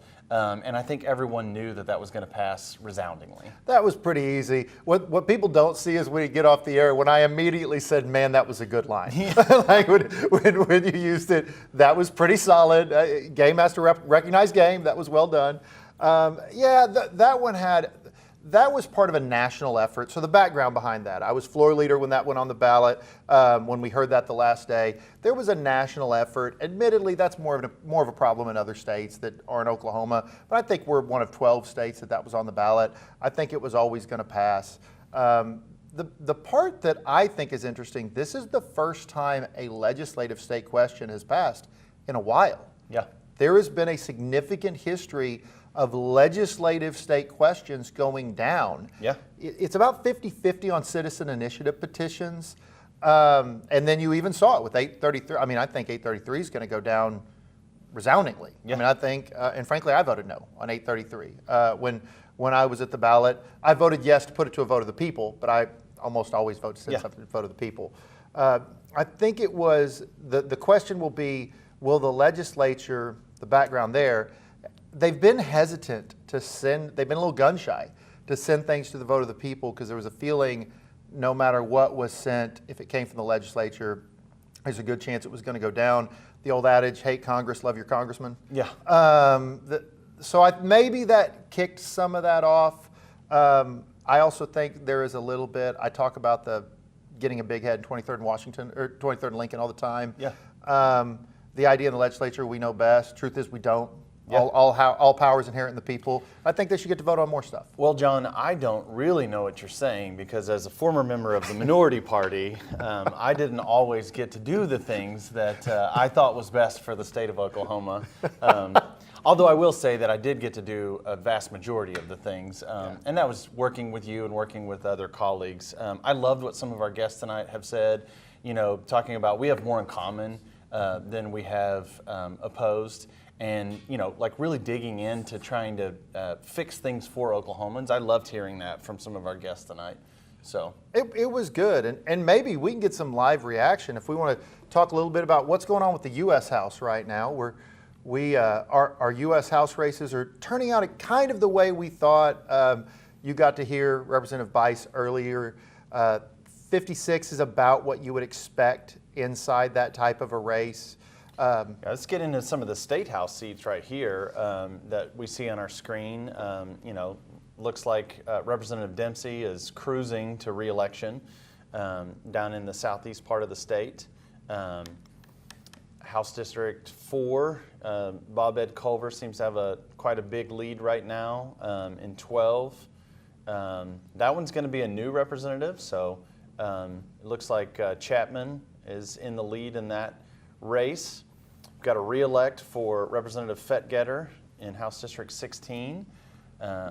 The one that's interesting there, that Jonathan Wilk race in House District 20, I expected, frankly, to be a little bit closer than it was, but you're going to have a big win there. And then you have, at least it seems to be that way, Del Curbs, a great member. You're not seeing a lot of changes right now in these House races. No, you've seen both incumbents there. Ranson in 34 in the Stillwater area, the incumbent looks like winning with a large margin right now. The incumbent Luttrell, same scenario, winning with a large portion. Your assistant floor leader, Representative Pfeiffer, looks like he's got a strong lead. Who will be for his last election? For his last election, who will be on here a little bit later. The ones that are worth watching, if we keep scrolling down to the Tammy West race on this, and many thought that this race would be close. The 45 district, Annie Mintz, the incumbent down in the Norman area, that race looks tighter than some of the other ones that we've seen so far. You know, Matt Watson ran a really tough race there in both of these races. Jacob Rosecrans against Torvey Alexander. These are both in the Norman area. That Norman area really is a battleground right now. Looks like both Democrat incumbents are going to hold on. However, this is early voting. If you're them, you would want to see those numbers a lot higher. You would, but speaking of that, looking at House District 62 and early voting only reporting, the incumbent Daniel Pay, very tight race right now. Just with the early voting results. And that's one's worth watching along with 64. Randy Worthen is the incumbent here in House District 64, again from the Lawton area. And we'll kind of pause on that for a little bit. The new battleground in Oklahoma politics has become the more urban areas. And I would actually argue Lawton is more urban than rural. Now you have rural areas around, you have Medicine Park, you have other areas that are they're a little more rural down there. By the way, I'm a huge fan of Medicine Park, but you have some more rural areas around there. But that's really Lawtonians are going to love that you're calling them urban right now. So I know, right? If you're watching us in Lawton, you're the big urban area of Lawton. But compared to Gotebo, I mean it is, and I think that's what you're seeing in these races that are more competitive. You really right now have the Norman area that people are fighting over, the two Lawton seats, Randy Worthen seats, the Daniel Pay seat, and then the two Democrats in Norman that people are fighting over.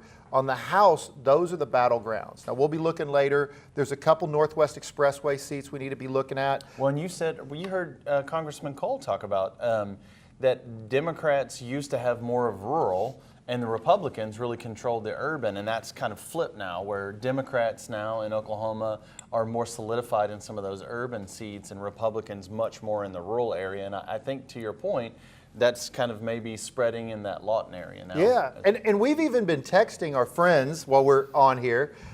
One of the things you may not know about when you're watching these seats, when I ran for election every time, I knew on non-presidential years, after about 30 minutes after polls closed, I knew what my election results were long before they were ever announced by the state election board, because you can go to the individual precinct and they put a ticker tape. You know the exact results of that precinct, and I would send runners to go figure out what they were.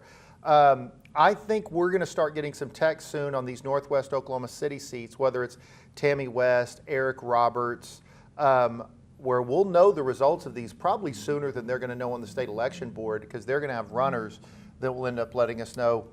Yeah, hey, as a matter of fact, I'm getting information from one of those friends. Let's hear it. So, and if you'll bring back up our House seats here, and pardon me for not having them all memorized, but we've got Marilyn Stark in House District 101 looks like has eked out a very close victory. I'm hearing from a source that just by 267 votes. Wow.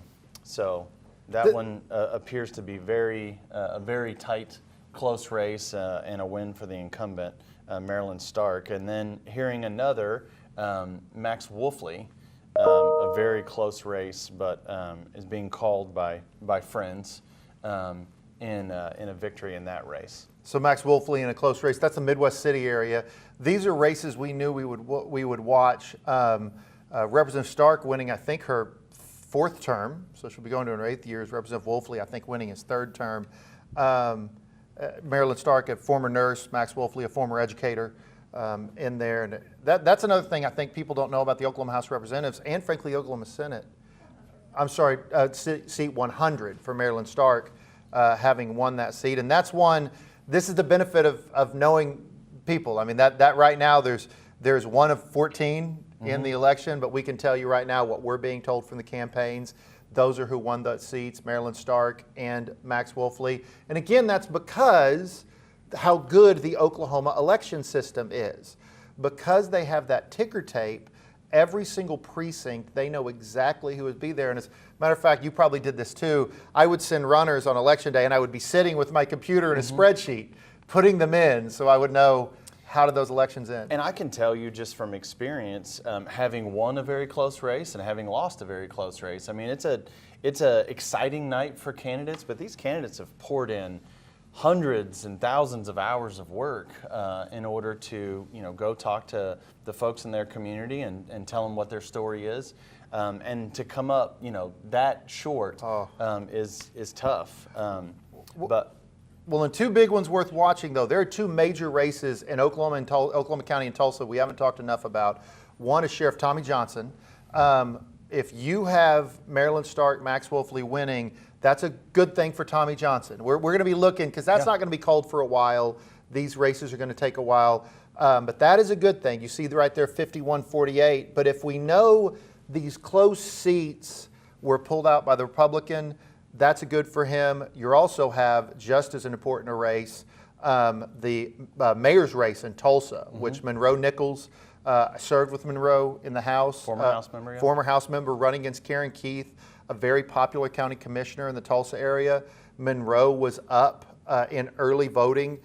That is something we're going to be watching all night long. These are two critical seats that really occur. What happens in these seats matter in these local races because they readjust turnout for these bigger races. Well, and we heard earlier that the early numbers in Oklahoma County were Harris at 53 and former President Trump at 47. And, how is that number going to go? It'll be interesting for us to talk through the night. I mean, you're talking about a Representative Wolfley seat and a Representative Stark seat in already Republican areas, but also in Oklahoma County. And so if Harris ends up with a higher number, it's going to be interesting to see what that kind of voter thinking was to go in and top of the ticket maybe check one box and below check another. So and some of those will be interesting is some of these races where we're going to have a really good Democrat incumbent. Forrest Bennett's going to be on next when he comes in. Didn't have an opponent this time because he's doing a good job. But does that adjust what happens in the voter demographic? Are some of those voters not out there? It's worth thinking about. Yeah, I think some might say that his better half is actually the better politician, being on the Oklahoma City School Board, and quite the rock star in that as well. But dynamic couple for sure. Only people that are correct would say that, because that is the truth. And as a matter of fact, we have them live here in studio, and Haley is going to come back and join us. So if you will stick with us, we're going to take a quick break, and when we come back, we'll have Haley and Representative Forrest Bennett here to join us. On a big storm night, we call those priority one. All hands on deck. This is a tornado. You start planning 24, 48 hours in advance. Debris hitting us. Travis is going to be leading. You need to be taking cover. Alan Crow looking at individual storms. Stay away from the western walls and windows. Stacy's going to be driving the radar. Centermost part of your home, lowest level. Aaron Reeves runs our storm trackers. Stephen Darren's, he's kind of looking at the bigger picture. And Megan Gold pushing out a lot of social media. And then you take our storm trackers, led by Vaughn Castor. Definitely don't get out. Power lines down right in front of me. We got debris all over the interstate. 100-mile-an-hour wind. It's a whole team that's constantly in sync. I've got the right people surrounding me. The best technology and the best team working to keep you safe. They're all coming together to give us the best information possible because we think information is the key. The locally owned station invests more in you. You got to get to a safe place right now. Travis Meyer, Stationite, and Alan Crone, the Oklahoma weather experts, only on Oklahoma's own News on 6. Keep up with everything Oklahoma on News on 6 Plus. It's the ultimate source for all things Oklahoma news and weather. See live breaking news, get important information, And stay ahead of severe weather, all with your locally owned station. Plus, see award-winning Oklahoma's Own originals right on your TV. No antenna or cord needed. Download News on 6 Plus from Oklahoma's Own News on 6. Childhood. A time to imagine. A time to slay dragons. Win races. To wonder. I'm Craig Day.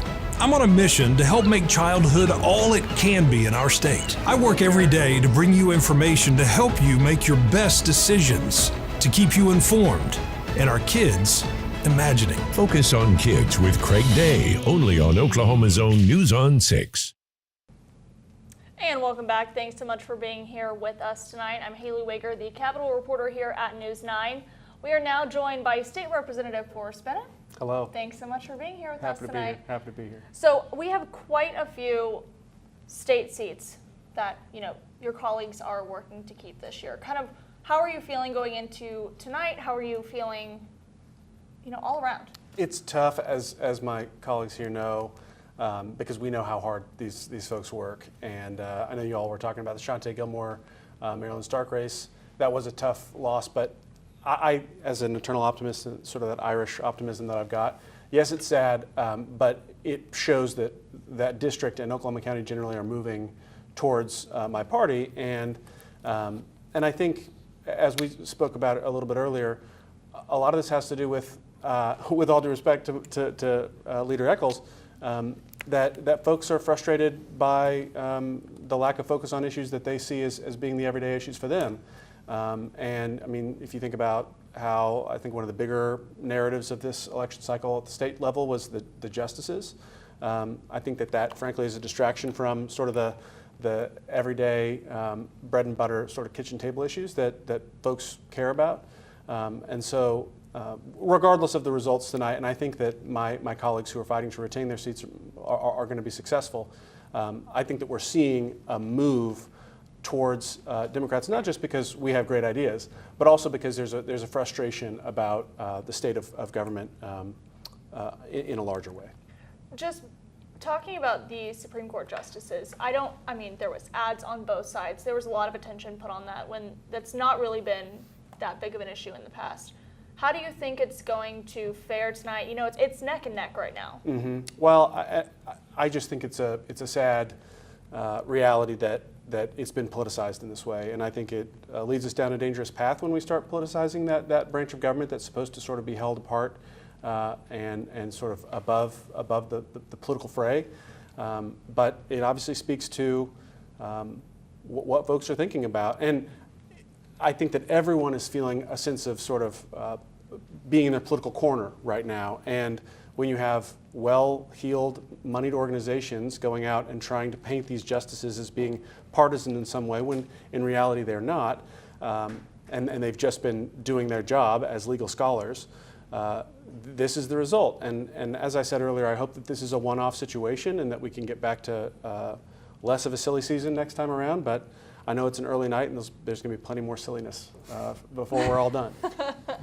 Let's talk a little bit about early voter turnout and just voter turnout in general. 2.4 million registered voters in Oklahoma, 100,000 absentee ballots, a lot of people waiting in line. What does that say to you about this election? I think it says that people are waking up to the reality that politics is something that we have to pay attention to, because politics is going to be interested in you whether or not you're interested in it. And whether it is someone involved in the justice system or it's someone upset about the amount of property taxes they're paying, government happens to us, politics happens to us, and these nights, these elections, this is how we choose who runs that.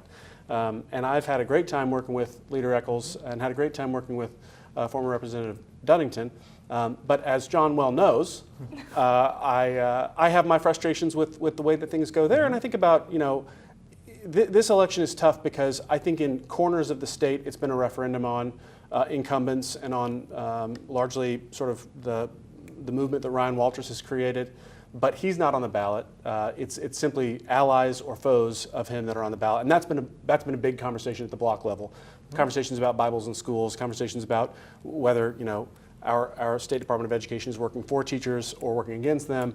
And I think that regardless of the sort of top line results that you're going to see tonight, closer races like the one that we saw with Marilyn and Shantae are an example of the fact that people are putting partisanship aside and choosing the candidate that they think will best represent their interests. And I've heard from a number of rank and file voters in Oklahoma who've changed their registration from Democrat or Independent to Republicans so that they can participate in some of these things. And so I know that there's a lopsided sort of registration in Oklahoma, which Leader Eccles loves to think about, but I think that a lot of those folks are interested in participating in primaries where they can make a difference. Yeah, Representative Bennett, you do a lot of work with young people. You're very active in social media, and a lot of folks look up to you. Also, I believe co-chair of the Irish Caucus. You brought that up, or the Irish American Caucus. That's right. What do you have to say on a night like tonight for relatively new voters or young people in Oklahoma? You've just talked to us very passionately about issues that you're hearing about, that your colleagues that have been out knocking doors are hearing about. What's your message for younger voters tonight that are thinking about building a life here in Oklahoma and making sure that those voices are heard as well? Well, Haley mentioned earlier voter turnout, and I've been harping on this cycle. 6 out of 10 folks who are eligible to vote in Oklahoma for the last several cycles haven't been showing up. Half of those aren't even registered. And I'd reiterate this point. This is the process by which we get those things done. I think that a lot of folks, especially younger folks, are tired of the partisan games. They're tired of a lot of the sort of the political circus of it all. The reality is, though, that this is the mechanism by which we put the folks in charge of the levers of government. And regardless of whether your party or your candidates win tonight, this is the way to build the government that you want, one that reflects who you are. And I think that Oklahoma is not necessarily a mirror reflection of what happens at the end of a night of politics where the choice is binary. Because the reality is there are 4 people at this table, and none of us believe the same. You and I have had arguments, Jason. You and I have certainly had arguments famously. I've seen those just a few times. And I have not argued with Haley at all because I prefer a good camera angle. But I think that whether it's the issue of reproductive rights or it's the issue, sort of those kitchen table issues of affordability of the things that matter to us, our groceries, our medications, these are things that we can affect at the state level. And of course we have congressional folks on the ballot, and that matters as well. But state government, and you mentioned my lovely wife, Meg, works with the school board. She's on the school board, has been for several years now. What's amazing to me is that the voter turnout for races like that are perhaps the lowest of any, and they have more impact on your day-to-day life. I mean, they can make a decision today that affects you starting next week if you're a parent or a student or a support staff or a teacher. And so my hope is that on election nights like this, folks are reminded that this is the mechanism, like it or not, by which we make government work. And I, for one, want to see more people who are interested in making government work, or at the very least, interested in learning how government works. Yeah. One of the things I've always respected about you, Representative Bennett, you joke about it, but it's true. We've had knockdown dragouts. I mean, we have argued on the House floor vehemently. You're a good debater. I debated a lot. That's what I was called on to do a lot. And we have disagreements. But the part people don't see is when I'm doing an interview walking down Oklahoma City. This just happened last week. And we get to stop and talk because there's a right way and a wrong way to do it. One of the things I respect about you is how intense you are. And I think I'm the same way. And we can yell it out sometimes. At an elevated volume on that. And we can also go break bread together and do that. So with that in regards, I'm going to ask you a hard question. Sounds good. So I get where you are, because you would expect nothing less with our friendship. I got to agree with you. We talked about it before you were on Oklahoma City, Lawton. I would argue in there too, Tulsa. Some of those demographics are changing. But the Democrat Party is not making inroads in rural Oklahoma. And if anything, it's going the other direction. You have rural roots. We've talked about that. I know that about you. See, we do get along sometimes. Yeah. I know your Bartlesville connection. Is the plan, and this truly is a question, is the plan to abandon rural Oklahoma and focus on the metros, or clearly there's some focus on the metros? How do they though stop the bleeding on the rural parts of the state? You know, I mean, I know it's an election night and it's about politics tonight, but I'd refocus that on the policies that affect rural Oklahoma. And in my view, where I've been sitting, Democrats have fought for policies that'll improve rural Oklahoma, keeping hospitals open, funding those schools, and we've been challenged in those ways. And the harsh reality is that local journalism has a hard time surviving in those rural communities, but cable news gets piped through all those living rooms all the time. So we're up against quite a challenge in winning over the narrative. And to your credit, John, you all do a pretty good job of vilifying us here and there, and I don't mean to disparage.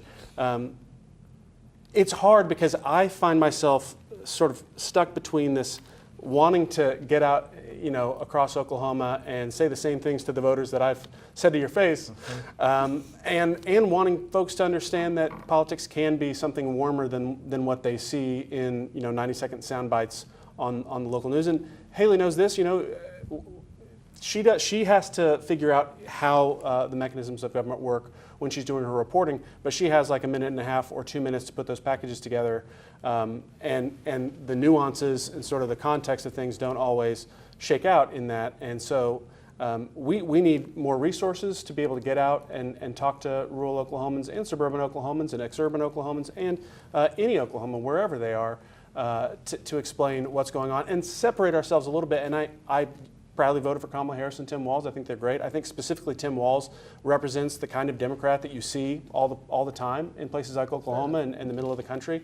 Folks who own guns and care about their agricultural friends and things like that, but also want to see every Oklahoman get a fair shake. We have those folks here. It's just about getting that message out to people. And I mean, I'd return to this judicial question. I mean, I know that doesn't really seem like it makes sense, but I'm doing the weave like former President Trump does. The reality is, when you are up against that much money, it is really hard to get truthful messages out. And I mean, the lie gets halfway across the world before the truth has a chance to put its pants on every morning, right? So it's a challenge, but one that obviously myself and the 19 colleagues that I have in the House and our friends in the Democratic caucus in the Senate are proud to do. Well, and you were part of the group, so there was about a 20-year period where the Democrat caucus in the House lost seats. You were part of the leadership team. It was only one seat, but I don't know that got enough play. I mean, last election cycle, the Democrat caucus not just won one seat. Well, it doesn't seem like a big deal. It definitely turned that. I mean, it stopped. That was a change. Again, do I agree with that? No, but that's not the point. I could still recognize it was a job well done. Where do you see the inroads? I mean, I would think for the Democrat caucus, the next step would just to be to get rid of the supermajority, which I'm not going to argue with you on the show because I think you're the guest and I think you're doing an awesome job. I'm for it. I do appreciate it. So on that question though, where do you see the ability to gather enough seats that there is more of a voice inside the State House? Well, we have two options, and truthfully, we can change the dynamics of the legislature starting in January. We have new leadership coming in. In the 8 years that I've been in the legislature, you and I have personally had good conversations about compromises that we could reach. I was a part, and I don't talk about this a whole lot, but when Mark McBride retired, he gave a speech in which he discussed the compromise that we came to during the teacher walkout that I was a part of. I'm about building consensus. And so before we even talk about elections, there are 20 Democrats who, by and large, are willing to negotiate with the majority. And as you well know, having had to herd that majority, it's really 2 or 3 subgroups. And we would love the opportunity to work with the folks who are willing to compromise and come to us first before you go to the folks sort of on the far right. And what you would end up with is a negotiation that reflects most Oklahomans instead of sort of the extremes of one party. That said, where I see us making inroads is, of course, in more urban areas. I mean, I returned to that Shante, Maryland race, Max Wolfley out in eastern Oklahoma County, those areas. I think that we're going to build, and frankly, we could not touch your district while you were there, and I think that it's going to stay Republican for a while, but it's trending in our way as well. I think that our goal needs to be, yes, to get to a number where we are at the table and there's no way to ignore us. And then I think the next step is that we'll eventually, and sooner, if you all keep doing the things that you do, we'll win a statewide race, and I think that it'll bring some balance back. Because the conversations that I have when I get 5 minutes with a voter, and I talk to them about the fact that, look, their fundamental conservative values are not at threat if we get a few more seats. What is possible, though, is a better conversation. And I want to return to that point because it's true, John, you and I have had knockdown dragouts, but intellectually stimulating debates, which I appreciate, and then we leave the floor and we go have lunch together. What I think that a lot of Oklahomans and a lot of Americans don't see is that other side of it, and I wish that all of us, and you do a good job of this, did a better job of showing our bases that reality exists, that they don't have to sort of mirror the anger that we sometimes model, which is real and based on based on fundamental differences. And I've listened to your debates, oftentimes incredibly creative, but also based in a firm conviction about where you are, and you just happen to be wrong most of the time. But the reality is that I want Oklahomans and Americans to be able to reflect that ability to have fundamental differences without being fundamentally unable to communicate with each other. I think that ultimately is the thing that will save democracy and sort of save the decency in this country, because I heard it said the other day that a presidential election is sort of the family photo that America takes every 4 years. And I think the last few years, that family photo has been people standing on opposite sides of the frame. And the reality is that we need to get people closer together. And I'm proud of my party's presidential nominee for making an effort to reach out to Republican voters who are fed up with not necessarily politics, but just sort of the competency that is displayed by, or lack thereof, that is displayed at the congressional level. And I do know that we've seen that trickle down a little bit to state legislatures, not just ours. And frankly, I think that ours hasn't gotten as bad as others have, but it will continue to sort of digress if we don't do a better job. And it's convenient because you're on your way out now, but if we don't do a better job of modeling a balance there, that the answer is not that we all moderate, because we are who we are and we think the way that we think. Jason and I aren't necessarily on the same page on every issue, but we're able to communicate decently with each other about our differences, and we need to get to a place where we're able to have those disagreements in an agreeable way. I do think that Representative Bennett and I are on the same page when, as Democrats in the state, oftentimes it feels like that, our Republican colleagues and friends are the type that were born on third and thought they hit a triple, because of the supermajorities that you have. And so I do appreciate, Representative Bennett, the idea that having more elected Democrats can change the conversation. It's not going to change the vote and how a lot of this stuff goes down. But I do think it will change the conversation, and it's conversations that people are having at their kitchen tables, they're having at church on Sunday, they're having at potluck suppers. And that conversation isn't necessarily about team blue or red, it's about issues. And speaking to that, I know an issue that's really important to you, and I wanted to ask you about it.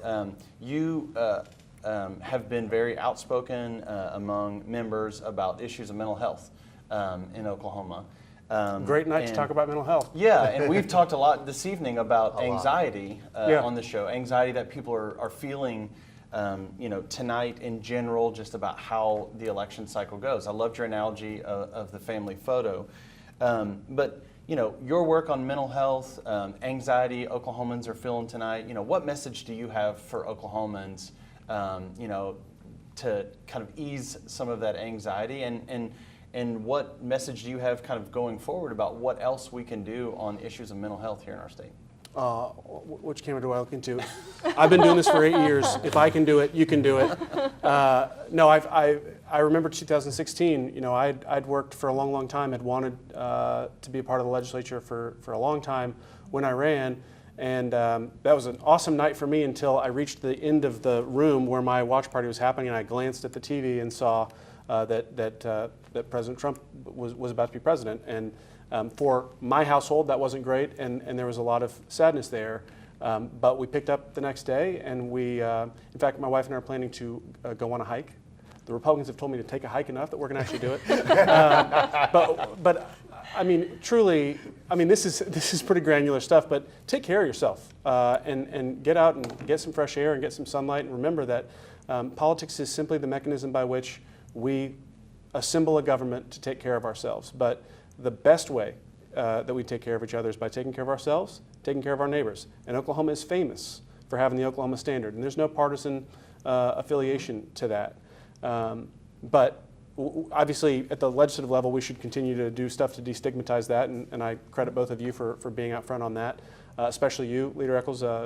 It hasn't always been popular to talk about that, but you do. And I think, again, for those of us who are going to be disappointed by some of the election results tonight, I ask folks to think about the way that the maps are moving in a longer sense. I mean, we are seeing the trends move.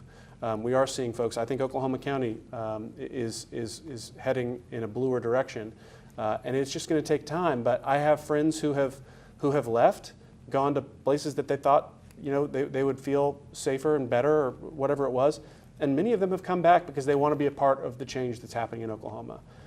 And I mean, I see it all the time at the Oklahoma City level.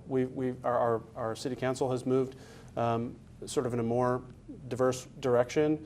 We're seeing the benefits of that, and in fact, in the 8 years that I've been in the legislature, my Republican colleagues love to talk about what Oklahoma City has done to invest in itself. And when they say invest in themselves, they really mean we have taxed ourselves, we've chosen to tax ourselves to build better things. And I think part of that has been, not that this was your question, but that the leaders of Oklahoma City have done a good job of saying this is what you're going to be buying. And at the state level, that's a little bit harder to do, but if we want to talk about the way that we change the conversation, it's about making sure that we talk about the bread and butter things that we plan to do. So quickly, we're on News 9 here in Oklahoma City, but also streaming on News 6 in Tulsa. Yeah. There's a big race in Tulsa tonight. My buddy Monroe. Your colleague right now. I said earlier former representative, but he's still Representative Nichols. And can you tell us anything about that race? What are you looking for? What were your conversations with Representative Nichols? And give us any insight on where you think that race is going to end up tonight. I feel good about Monroe. And by the way, before I forget, Annie Mins and Jacob Rosecrantz have both won re-election in their districts in Cleveland County, so that's great. And both of those calling it first here. Yeah, happy to break news. Very good. But Monroe has been an incredible example to watch. He and Leader Eccles have both also had their fair share of back and forths that have been colorful and fun, but Monroe is a committed leader with strong convictions and good plans for the city of Tulsa, and I'm optimistic about his race. And I think it speaks again to the idea that Tulsa, both of the candidates they sent to the runoff were Democrats, and so in Oklahoma City's sort of biggest places, Democrats are finding opportunities to have better conversations. And frankly, the runoff period for Karen and Monroe became more of a surgical conversation about policy as opposed to sort of this red versus blue, even though it's a nonpartisan race. I think that's really important. And city municipal politics is that way. You kind of get rid of the labels and you talk about the things that matter. And I know that we're having conversations, about moving forward and going to a first past the poll sort of a nonpartisan race, and I think that's important. And I think whether or not we are able to, I lost my train of thought because we just got some new news. Yes. So we just heard, and we'd love to get your reaction. So we now have both state questions called. State question 833 fails. Probably you're looking at 61% no. And then state question 834 was called earlier. That has creeped up with an 81.4% yes. So one of the things I understand when you come, I want your response for both of this. Before you got on, I said, I'll say it to you, there were some members of your caucus that took a very curious position, very, very vocally anti-834 with some weird reasoning. I do think it hurts the Democrat Party. I mean, an 80% issue, 81% issue, that was a tough one. That was a curious decision. I didn't see you nearly as out front as some of your other members of your caucus. I'm not saying you're a fan of it, but I'm saying I certainly didn't see you carrying the anti-banner. Well, I mean, it changed one word in the Constitution. from all to only, and the way that I saw it was an opportunity to make immigration an issue statewide in this election. And honestly, I didn't see, at least from where I was sitting, I didn't see that sort of infiltrate people's TVs and people's social media nearly as much as, for example, the justices thing. But, you know, with all due respect to my Republican colleagues, I did feel that it was just an effort to drive folks that they knew were already going to be interested in this campaign to come out and vote. And of course, I do want to say this. I hear my Republican colleagues talk a lot about what the polls say and what we should do in response to them. My bold comment here is that as members of the legislature who have the privilege of having access at our fingertips to information that the average Oklahoman doesn't, that we have a role both to respond to the way people feel, but also to educate folks and to make decisions that are the best for all Oklahomans. And I didn't see this state question as being one that achieved that. And I think that it was one of those things that just sort of reiterated how people felt. And I would like, moving forward, to see more politicians in Oklahoma talk about what we know from where we sit, as opposed to just saying, well, the polls say X, and so we should do X. We're about to go to a break, but since we're talking about state questions, I want to give you one chance here to talk about a state question that didn't make it on to this ballot. You know, I know a lot of Democrats were pushing to have the minimum wage question put on this ballot. It did not make the ballot. Where here you just gave an answer about a question that passed overwhelmingly. Do you have anything to say to viewers tonight about a question that didn't make it on the ballot and what your feelings were on that? Yeah, it's interesting wording. It didn't make it on the ballot despite the fact that it got more than enough signatures to get on the ballot, and it was the decision of the governor to punt on that and put it on a ballot later. And that's frustrating because I've heard my Republican colleagues talk a lot about the unsustainable cost of living. And that state question would have definitely done a great job of helping folks pay for their lives a little bit better. It would have made everyone's day-to-day life a little bit better. And I want to go on record and say this: if you're a business owner who was concerned about that, if your business model relies on you not paying your employees, the people who fuel your business, a living wage, that's not a problem with our politics. That's a problem with your business model. So I look forward to seeing that on the ballot. And I would, you know, we can pontificate about this on another day, but what would have happened if that question had been on the ballot, as opposed to, say, one that changes the state constitution by one word and doesn't really make any material difference? All right, Representative, thank you so much for joining us No today. problem. We're going to take a quick break here. We have Representative Brian Hill, we have Representative John Pfeiffer. Lots to come after this break. Keep up with everything Oklahoma on News 9 Plus. It's the ultimate source for all things Oklahoma news and weather. See live breaking news, get important information, and stay ahead of severe weather, all with your locally owned station. Plus, see award-winning Oklahoma's Own originals right on your TV. No antenna or cord needed. Download News 9 Plus from Oklahoma's Own News 9. I don't issue my own warnings to beat somebody or be ahead of somebody. That means nothing to me. I work for a company that has given me the freedom to do whatever it takes to keep Oklahoma safe. And that means issuing our own warnings. News 9 tornado warning.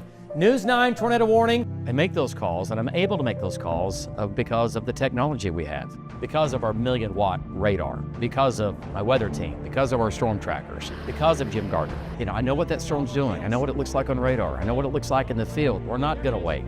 Minutes matter. Minutes count. And minutes are the difference between somebody possibly being injured or dying. The delay that I've seen it's not acceptable to me. And I think a lot of that goes back to me storm chasing, giving people as much information as early as you can. That's what saves lives. That's why I do it. David Payne, the Oklahoma weather expert on Oklahoma's Own News 9.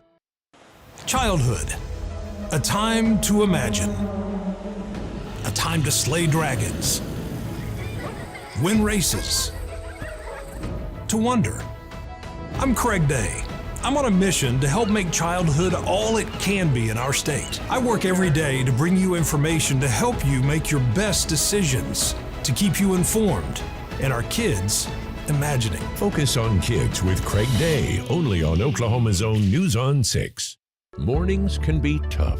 One thing goes wrong and your entire day can unravel. But we are here to help you make a game plan. We've got your weather, hail, and especially a damaging wind threat. Breaking news. Police standoff with guns drawn. It really is a life or death situation. Traffic Is moving so very slow. nearly at a standstill. Everything you need to tackle your day here on your locally owned station. Because great mornings start here on Oklahoma's own News 9 This Morning. On a big storm night, we call those priority 1. All hands on deck. This is a tornado. We start planning 24, 48 hours in advance. Debris hitting us. Travis is going to be leading. You need to be taking cover. Alan Crone looking at individual storms. Stay away from the western walls and windows. Stacy's going to be driving the radar. Centermost part of your home, lowest level. Aaron Reeves runs our storm trackers. Stephen Darren's, he's kind of looking at the bigger picture. And Megan Gold pushing out a lot of social media. And then you take our storm trackers, led by Von Caster. Definitely don't get out. Power lines are down right in front of me. We got debris all over the interstate. 100-mile-an-hour wind. It's a whole team that's constantly in sync. I've got the right people surrounding me. The best technology and the best team working to keep you safe. They're all coming together to give us the best information possible because we think information is the key. The locally owned station invests more in you. We got to get to a safe place right now. Travis Meyer, Stacia Knight, and Alan Crone, the Oklahoma weather experts, only on Oklahoma's own News on 6. Keep up with everything Oklahoma on News on 6 Plus. It's the ultimate source for all things Oklahoma news and weather. See live breaking news, get important information, and stay ahead of severe weather, all with your locally owned station.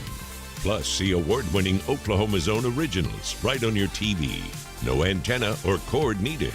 Download News on 6 Plus from Oklahoma's own News on 6. Hi, thanks for watching us on News on 9, News on 6. I'm John Nichols, Jason Dunnington back on here. We've been having live election coverage all night, really focusing on what's going on inside the state of Oklahoma. Had a lot of guests. These are two incredible guests we've had on. Just had Forrest Bennett. Great job, good interview. We disagree, but he did a great job. It was a good interview.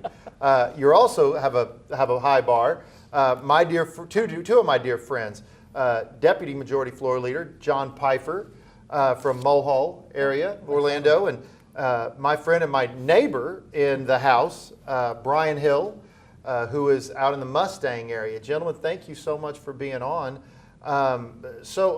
Deputy Pfeiffer, I'll go to you first. What do you think on an election night tonight? I mean, being in House leadership, you've been in House leadership for now 9. By the way, congratulations on your final re-election. What's it like for you on a night like tonight? Well, I mean, this ain't a fairy tale. This is real life. It's pretty incredible. I've served my district for 10 years and feel pretty lucky about that, and lucky to have the opportunity to serve them for another 2. It's crazy. I represent 3,101 square miles, less than 10 stoplights. The biggest town I get all of is Blackwell. So I get to talk a lot to my constituents, and it's nice to have that kind of trust to be able to come back and do their business. Well, and Representative Hill, you won without an opponent, doing a great job out in the Mustang area, very popular in that area. Talk to us a little bit, election night like tonight, how's it like? Extremely blessed to have Mustang, fastest growing part of the state, and just to see so much growth happening out there. And I think, to be honest with you, it kind of shows the trend for Oklahoma. We're excited about where we're at, and we're extremely excited about this next step in our future. I'm excited about economic development, how we invest in ourselves to make sure your kids, my kids, have better opportunity than what we had growing up. And I think most Oklahomans connect to that. And so I'm really excited about that, John. Yeah, you guys have both had, a good tenure. Representative Pfeiffer, you and I came into legislature together. Your hair was a lot different back then. It was a little curlier back then. But your hair's a little more gray this time around. A lot more gray. Legislature does that to you. I also, that may be because you have a young kiddo at home too, so that'll definitely gray you out a little bit. Yeah. But yeah, you guys have had a lot of tenure. What are some things that you're looking forward? And some of the things we've been asking on the show tonight is, the election everybody's been building up to today, but the votes are cast now. Like, we're counting ballots. Now we're moving to what's next. You both are going to be part of that team that's next in leadership. My colleague John here is not going to be part of that team, so we don't ask him his opinion on that anymore. That's right. We didn't ask him his opinion. What are some of the so much things, truth to that. I didn't know we were going to get that real on the show. Go on. What are some of the things you're looking forward to next? What are some of the conversations that you're having about big ideas that you want to push for Oklahomans? Yeah. I'm looking forward to everybody going back and delivering on the campaign promises we made on the campaign trail. And it's so much of the time there's more of a gap between what people say on the campaign trail or what they actually do. Here, we start session in February. Bill filing starts the first part of December, so it's fresh in our minds. And I'm looking forward to taking the Republican majority and delivering on those things that we promised. Like Brian mentioned, continued economic development, continuing investment in infrastructure in our state, tax cut, if God willing, and from your lips to God's ears, and those things that that the people care about. It's really, especially at the state level, a great system because we are able to come off the doorstep, meeting face to face with our constituents, and pretty much take a break for Thanksgiving and go straight into session. Yeah. Representative Hill? Absolutely. I think for all of us, we realize the economy right now, even as a nation, but especially as a state, it's such a major issue for all of us, for our families. It costs more, 30% more to go to the grocery store right now. So there has to be a way that we are able to move forward as a state to make it a better environment for our families to thrive, for our kids to be able to have more opportunities for the next generation than what ours did, for your 2 kids and John's 3 kids and for your 1 kid, and for Eleanor and for Josiah, for my children to have more opportunity in Oklahoma. Our story has been that we raise them here, we educate them here, and then they move to Texas to find an opportunity. I'm excited that in Oklahoma we're changing that message. I'm excited that 2023 was the first time we had more people move to our great state than vice versa. That's a huge trend for us, and I think as we continue to invest in ourselves to fulfill those campaign promises, I think we're going to see more excitement happen among our young generation. Yeah, we had earlier on Speaker-elect Hilbert came on and had a conversation with us. There's going to be some change in leadership. John and I have been talking about this on Your Vote Counts on Sunday mornings, just how the legislature in general has not had this kind of change in leadership in a very long time, where you're going to have a new speaker and a new pro tem. What's that look like for you guys in the House as far as having new leadership, a new speaker-elect? What's the makeup of that look like? How do you help the viewers at home understand that kind of change? It's hard to put into words, sorry, but it's a continuation of the things we've got right under Speaker Charles McCall, and it's looking to see, okay, here's some of the changes that we maybe didn't get accomplished when we went forward. We're also looking at a speaker for the first time ever who's under 30. And as somebody who I've got a 3-year-old at home, Speaker-elect Hilbert has young kids at home, some of those struggles impact you differently than when your kids are in high school or college. And so there's going to be some different focuses, I think. I think you're going to see a lot more focus on childcare and how do we provide more options and openness and opportunity for people to either open new child cares or get into child care, and then how does that plug back in and work with workforce and workforce development. And so some of those things that for whatever reason people don't always think about because that's not at the stage of life they're in currently when they're serving, I think under Speaker Hilbert we're going to look at, and it's kind of neat to have those opportunities to look at some of that stuff that that people our age are struggling with, because I mean Jack stayed on a waiting list for 18 months before we were able to get into a daycare. It's a huge issue. It's a huge workforce issue. You have people who want to get back into the workforce who can't because they don't have safe and reliable childcare. And so it's going to be some of those issues that affect, some of those of us in our 20s, those people in their 20s and those of us in their, let's say mid-30s, that's better than late 30s, mid-30s that, haven't always necessarily gotten some of the attention that we need to at the State House. Some of us would still like to be in their late 30s. But, speaking of which, I don't know that I want to go back to my mid-30s as someone in my mid-40s, but what I do know is that those issues continue, that workforce gap is a real issue, and that was one of the early things that even on this show that was being discussed back in the COVID era. Workforce gap still affects us today. We still have more positions open on key critical occupations than we have workers to fill them, right? So if we're talking nursing, engineering, teaching, we have to resolve those issues, and part of the problem continues to be childcare. We can be, I believe Oklahoma will be, the first state in the nation to actually resolve this issue, to come up with real solutions, and I'm excited about continuing that conversation with my fellow partners in the House and in the Senate on how we come up with real solutions to move our workforce forward, and Oklahoma continue to lead. That's great. I was going to say we just got some news here that I think we can share.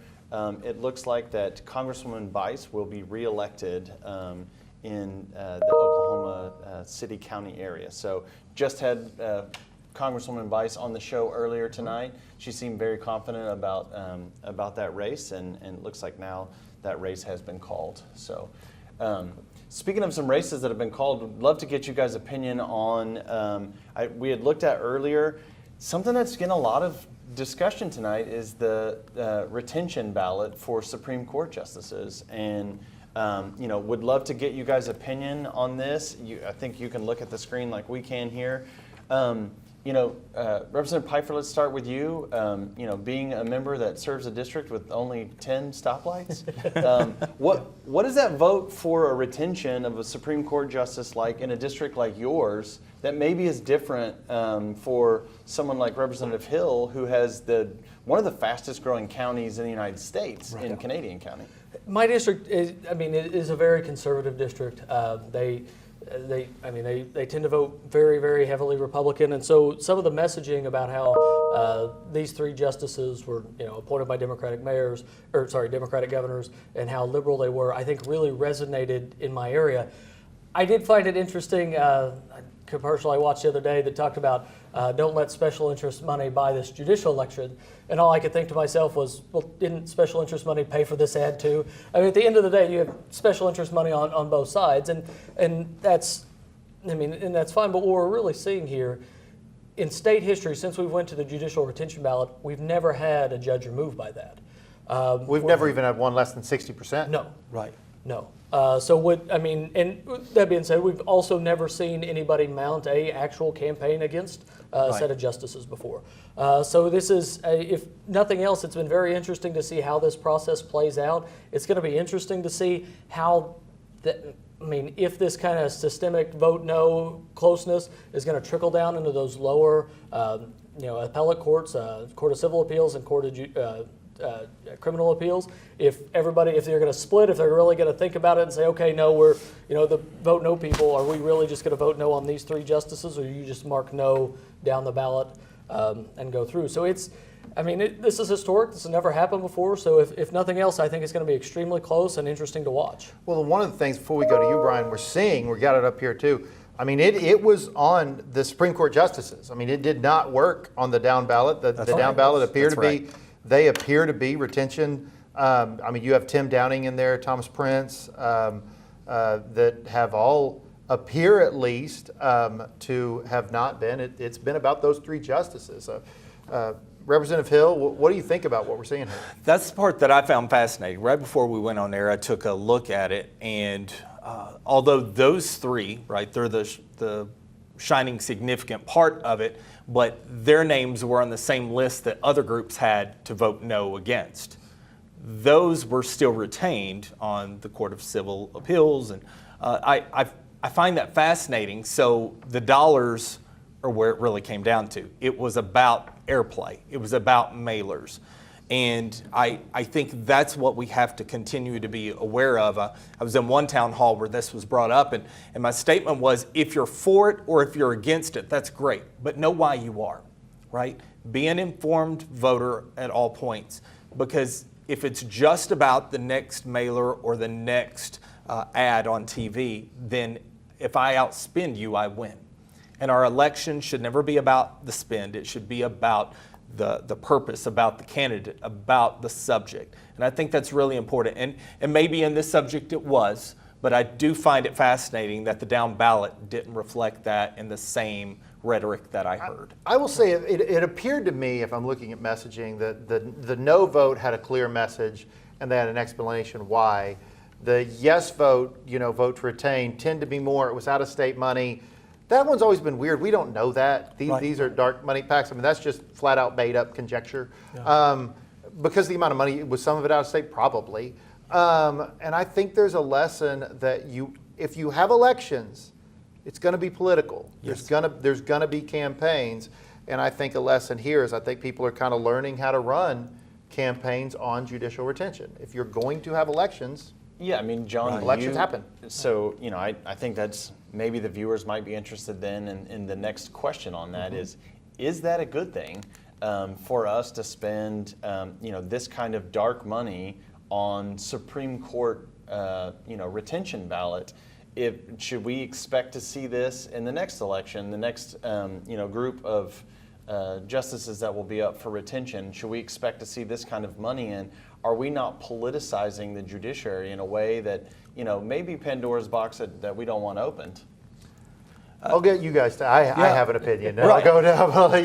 You guys are the guests at the moment. It's just a fun conversation. Yeah, we're being too formal. I do notice you guys that. Go. So for me, my decision wasn't based on a TV ad. Mine was based on a piece of legislation I helped architect that was held up specifically by 3 members of the court. And so that directed where my vote went, and I was open about that with my constituents when I was asked. I think that is the process. And so I appreciate the fact that we have the ability as Oklahomans to vote up or vote down a retention. I also think that it works because historically you've never seen this happen before. And so tonight would be a first. I hope to that point that we are all much more aware, because there was a lot of besides the presidential and the commissioner that were on this ballot. And that part, I think, loses a lot of attention. And my point was, I was speaking to a young person, just turned 18, and if you just went in and marked Democrat or Republican, you only hit 2 of many items on there. And I think that's important for us as an educated electorate. Well, and I mean, Jason, you ask if this is going to politicize the judicial system. The judicial system is politicized. It is. I mean, that's why we have. That's why we have elections for district and associate judges. That's why we have elections for district attorneys. If they didn't want this to be politicized, or at least less politicized, they wouldn't have the retention ballot to begin with. They'd have lifetime appointments like we do with the U.S. Supreme Court, which, as we've seen the last several years, also doesn't take the politics out of the Supreme Court process. Unfortunately, with the law, it's open to interpretation. Living with a lawyer, not everything in your life needs to be open to interpretation like the law does. But and a very excellent lawyer, by the way. She's much smarter than I am. But it is. So I mean, the system's never been apolitical. When you have a whole separate and equal branch of government, it's not going to be apolitical. The executive branch is not, the legislative branch is not, so there's no way to do that. What we do need to look at is if we're going to have the retention ballot, at least in just my opinion, right now justices can't come out and defend themselves on positions and stuff. That being said, they could do that when they write opinions, and I think that's some of the pushback that the Vote No people have talked about, was they haven't been doing enough proper opinions, and maybe that's something the courts themselves look at and use this as an example. And if regardless of how this turns out, if we get better, more in-depth opinions out of the Oklahoma Supreme Court, that in and of itself is a huge, great thing for the state of Oklahoma. If not, we at least need to at least look at the law so that the justices, if not campaign, but at least come out somewhere and at least be able to explain and defend themselves. It would be horrible as a state elected official if if my opponents could just say anything they wanted to be about, and per law I couldn't hit back or defend myself in any way. So I think that's something we at least need to look at. And I think you're hitting one of the problems. I mean, if you're going to decide who's going to govern you, you have 3 choices. You have politics, you have guns, or you have a monarch. Like there's not a fourth. Like that's how you determine who your government is. I mean, Charlie Meadows used to say politics is war conducted by other means. I mean, the greatness of American democracy is the peaceful transition of power. That's what matters. The part that I think the lesson, my opinion, the lesson should be too. There's been an awful lot of desire to change some of the way we select our judges, and that's been stonewalled. I think one of the ways to do that, and I'm not saying whether you get rid of the JNC, whether you make changes, whatever it is that you do inside of that, but I think this is the beginning of realizing there's no legitimate conversations happening at the legislature right now about it. So they're going to start going to the ballot box. I mean, now to your point though, I actually wish there were legitimate conversations going on in the legislature because I'm not sure going in dark money is the best way to do it. And I'm not saying you throw the baby out with bathwater, but here's the great news. The best news of tonight. That's you guys' problem. Speaking about races, let me switch to a different race. Talking about the judicial retention ballots, I want to talk about a race that doesn't affect either one of your districts, but it does affect a person that you both served with. So we talked earlier, we're on in Tulsa as well, News on 6, and it looks like that if the way that things hold right now, that Representative Monroe Nichols will become the next mayor of Tulsa. So would love to get your thoughts, both having served with Representative Nichols. We've been talking about bipartisan stuff all night. I think people that watch this show will know that you all are a different party than Representative Nichols, but we've been finding a way to try and help ease people's anxiety about some of the politics by showing that we all get along a lot more than we disagree on things. Yeah. So maybe some thoughts on the race in Tulsa and your interaction with maybe the new mayor of Tulsa. Just from afar, it's been fascinating to watch. And I live probably 10 miles from the closest municipality, so municipal elections are always interesting to me. So as a supposedly nonpartisan race, to watch it turn as partisan as it has just been interesting to watch. Monroe was a good member of the House of Representatives. He served his district, and the people in his district and the people in my district thought about things very differently. He represented Tulsa. I represent people who go to Tulsa maybe once a year, a lot of them. So I mean, they just think about things differently, but he served them, and he served them well. It's also, for our Oklahoma City viewers, mayor of Tulsa's a serious job. I mean, most of my municipalities, Oklahoma City, they have a city manager type position. Mayor of Tulsa is the guy, and he's going to have to run that city. And I said earlier tonight, it would be fun. I mean, in the legislature, we've all daydreamed about, if I had executive power, I'd be able to do this. Now Monroe's actually going to have some executive power and be able to do these things. I mean, he is going to be the man. So it's going to be interesting to see. I wish him, if he ends up winning this race, I wish him the best of luck. And it will be interesting to see how it kind of all shakes out. It's been fascinating to watch. Yeah. So I'll talk more about Representative Monroe Nichols more as the man, serving with him for 6 years, and being of different party and in a very polarized national environment. What I do appreciate is our ability to have conversations, and I find that in the Oklahoma House that even though we might disagree on a policy, we find a way to actually have conversations.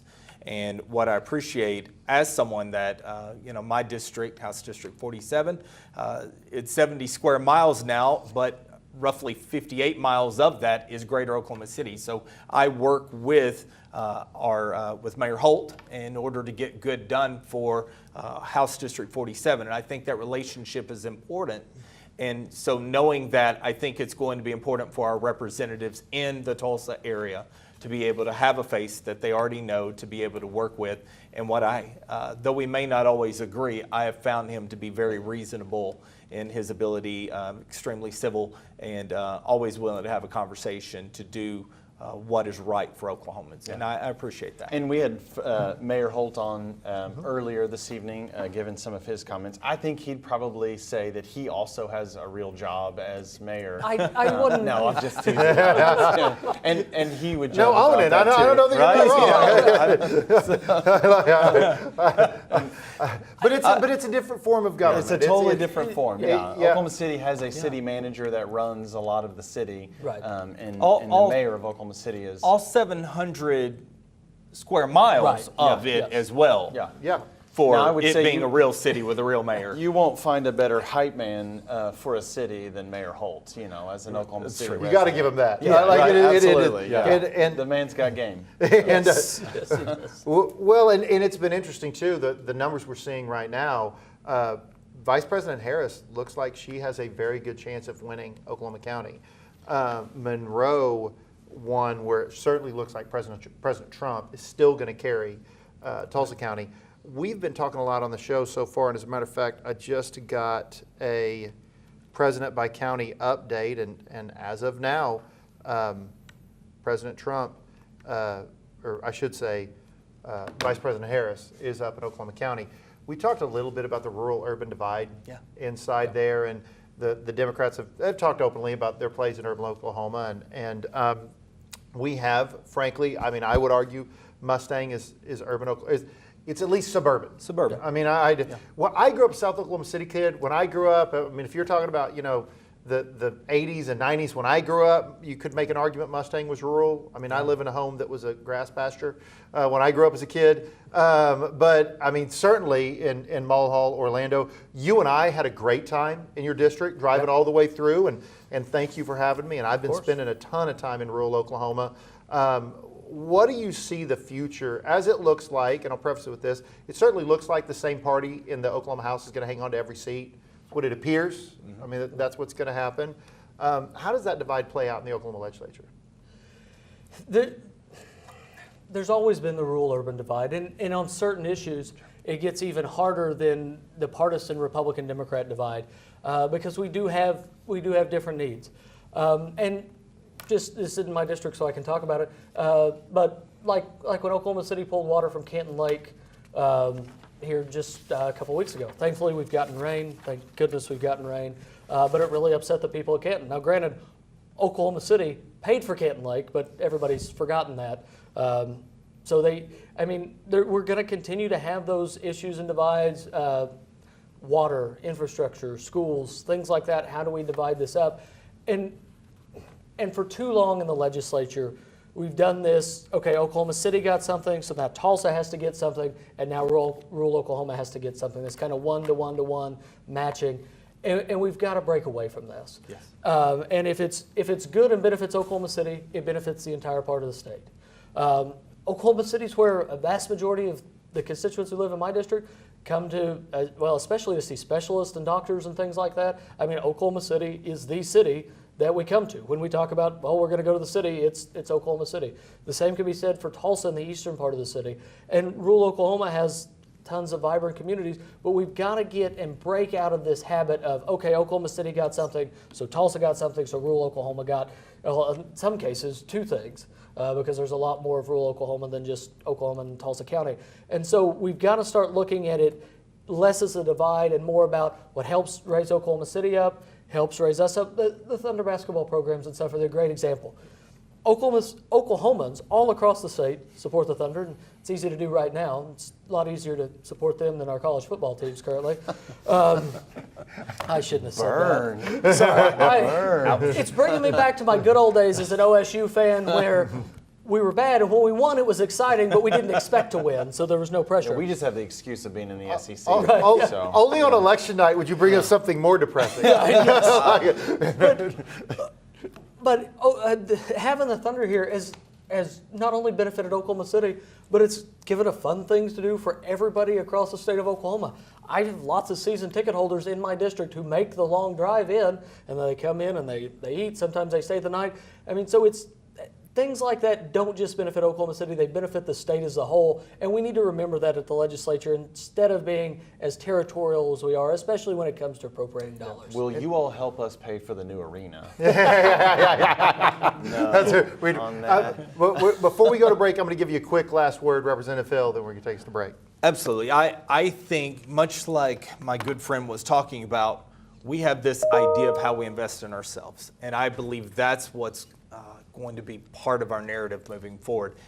How do we invest in rural Oklahoma, though? Right now we have two major economic hubs, Oklahoma City and Tulsa. How do we instead end up having multiple hubs over the next decade? How do we make sure that a kid that's growing up in Altus and a kid that's growing up in Alva and a kid that's growing up in Hugo has as much opportunity to thrive as a kid that's growing up on Campus Corner or growing up in Jinx? That, I believe, is the future for Oklahoma. I agree. And speaking of the future of Oklahoma, I do have to give a shout out to Spencer Biggs, daughter of Roz Scott and Rosalind Biggs, who talk about the future of rural Oklahoma. Won her 7-way primary for student council on the platform of stinky bathrooms and more recess equipment. Nice. Spencer, we could all learn more from you that all politics is local. With that, we're going to take a quick break. We'll be back. Thank you. I don't issue my own warnings to beat somebody or be ahead of somebody. That means nothing to me. I work for a company that has given me the freedom to do whatever it takes to keep Oklahoma safe. And that means issuing our own warnings. News 9 tornado warning. News 9 tornado warning. I make those calls, and I'm able to make those calls because of the technology we have, because of our 1,000,000-watt radar, because of my weather team, because of our storm trackers, because of Jim Gardner. You know, I know what that storm's doing. I know what it looks like on radar. I know what it looks like in the field. We're not going to wait. Minutes matter. Minutes count. And minutes are the difference between somebody possibly being injured or dying. The delay that I've seen it's unacceptable to me. And I think a lot of that goes back to me storm chasing, giving people as much information as early as you can. That's what saves lives. That's why I do it. David Payne, the Oklahoma weather expert on Oklahoma's own News 9. Keep up with everything Oklahoma on News 9 Plus. It's the ultimate source for all things Oklahoma news and weather. See live breaking news, get important information, and stay ahead of severe weather, all with your locally owned station. Plus, see award-winning Oklahoma's own originals right on your TV. No antenna or cord needed. Download News 9 Plus from Oklahoma's own News 9. Mornings can be tough. One thing goes wrong and your entire day can unravel. But we are here to help you make a game plan. We've got your weather. Hail and especially a damaging wind threat. Breaking news. Police standoff with guns drawn. It really is a life or death situation. Traffic is moving so very slow. Nearly at a standstill. Everything you need to tackle your day here on your locally owned station. Because great mornings start here on Oklahoma's own News 9 This Morning. And welcome back. What y'all been talking about? Listen, I brought the big timber, as they say. The big man. Yeah. So, by the way, I want you to know, Speaker Charles McCall. So, my friend David Dank, who did you serve with David Dank? I did. We both did. Speaker McCall and I both did. Yeah. I served under him on the revenue and taxation. So he was David Dank's vice chair. Yep. Okay, so David used to call himself Big Timber. Right, and he goes, bring the big timber in. So it was, since he was a longtime friend of mine, I could just bestow this on you, the big timber. Right? That'd be an honor. What have you been learning tonight? Well, it's been an interesting night. Nationally, Trump is trending very well. He's outperforming in several states over 4 years ago, and some of those critical states. He's doing very well tonight. Also, the U.S. Senate looks like it's going to go Republican, and it looks like there's a possibility that the U.S. House stays Republican-controlled, although maybe a very thin majority. It's possible that the Republicans pull a trifecta tonight at the national level.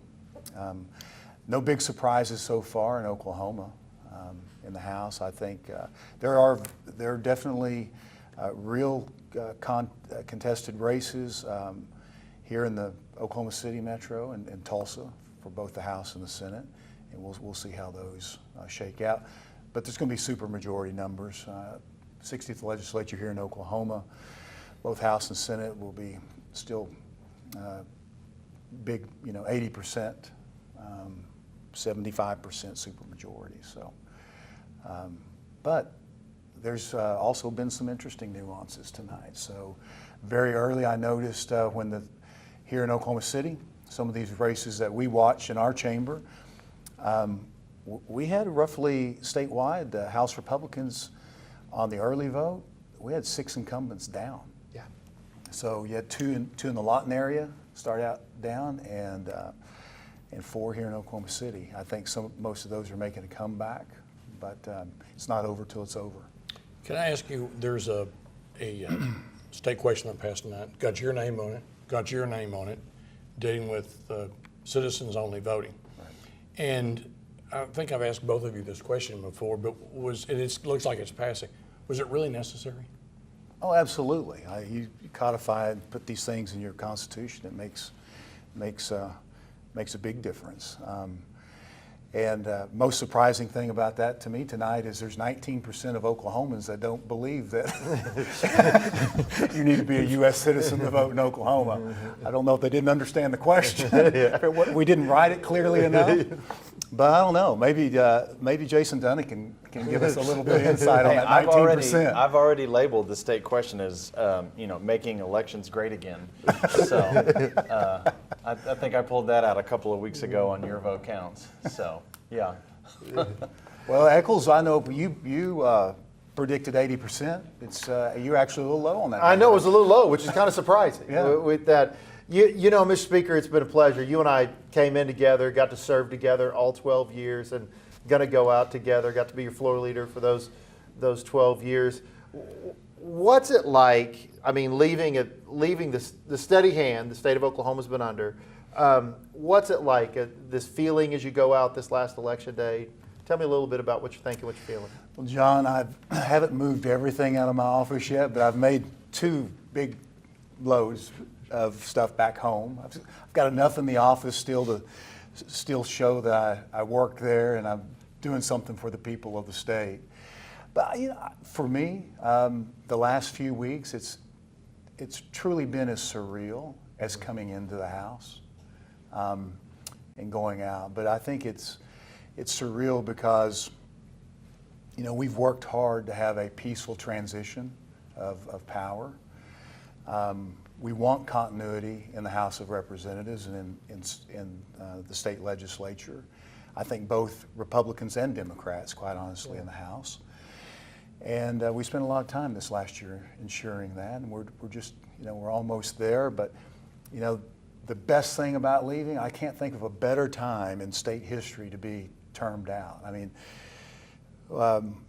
coming into the speakership 8 years ago, it was the worst times, I think, since the grapes of wrath in this state financially. Yeah. And now we're leaving in the very best of times. So just want to remind the people of Oklahoma, it was great when we left. we went from about $100 in the savings account to arguing over whether or not we have $4 billion in savings, $8 billion in savings. Is it 5? Is it 9? Whatever. Is this when I get to say I was there too? Yeah. Is that part of the? Absolutely. One of the questions I've asked for a few of the folks that have been on, and I'm going to ask you because I know have 2 fine young men. I would have called them, kids a while ago, but having gotten to know both of them, they have become fine young men. What's the message that you give to Oklahomans that, see a lot of the national politic and it's kind of outrageous and it's loud and people are afraid? What's the message that you give, to your boys? To other, young people. My son had the privilege of paging for you this year. What's the message that you give to them in Oklahoma as far as, what's next for young people in Oklahoma? What do they have to look forward to? Well, thank you for the question, Representative. When my children were little, we really focused on, my wife, being in public service, you all know this, but your spouse is mom and dad when you're away, and you really want to shelter them. But now my kids they're adults. but they really get to see, they experience the American dream, the political process. They've been able to form their own thoughts and opinions on policy and whatnot, and it's been great to just kind of, I kind of do at the House what I do in the House of Representatives, and do a lot of listening. And when they ask for advice, I always give it. But I've had two great kids. I haven't had to give them a lot of unsolicited advice, and that's largely because Stephanie. So she's done a great job. Yeah. Yeah, we would agree. Stephanie's great. You really ought to be interviewing her tonight. Yeah. Well, I agree. I mean, talk about the timber. Yeah. So she gets whatever she wants oak. now, right? Huh? She gets whatever she wants now, right? Oh, she's always been the Speaker of our House. Yeah. Okay. That's right. We've talked some tonight about issues that are the differences between rural Oklahoma, urban Oklahoma. You've been an 8-year speaker, longest serving speaker, rural member. But having had the privilege to come down to Atoka and see some of the vibrance that's going on in a city like Atoka, what's taking place in rural Oklahoma right now, and what's the message, for folks in those smaller communities that don't always have the, maybe glitz and glamour of Oklahoma City or Tulsa? Yeah, the small towns and small cities don't always get a lot of attention, but there's increasingly more things happening in rural Oklahoma. Just because Oklahoma, well, you just got great people, and they're hardworking, work ethics there, they're loyal. But Oklahoma's really getting a lot of looks from people and companies in other states. And that's not just in the metros, that's also in the rural parts of the state, which is really exciting. And I honestly think as much as we've gone from the worst of times to the best of times, I really think there's a lot of opportunity still ahead of the state, and that's really exciting. How's the food at Reba's?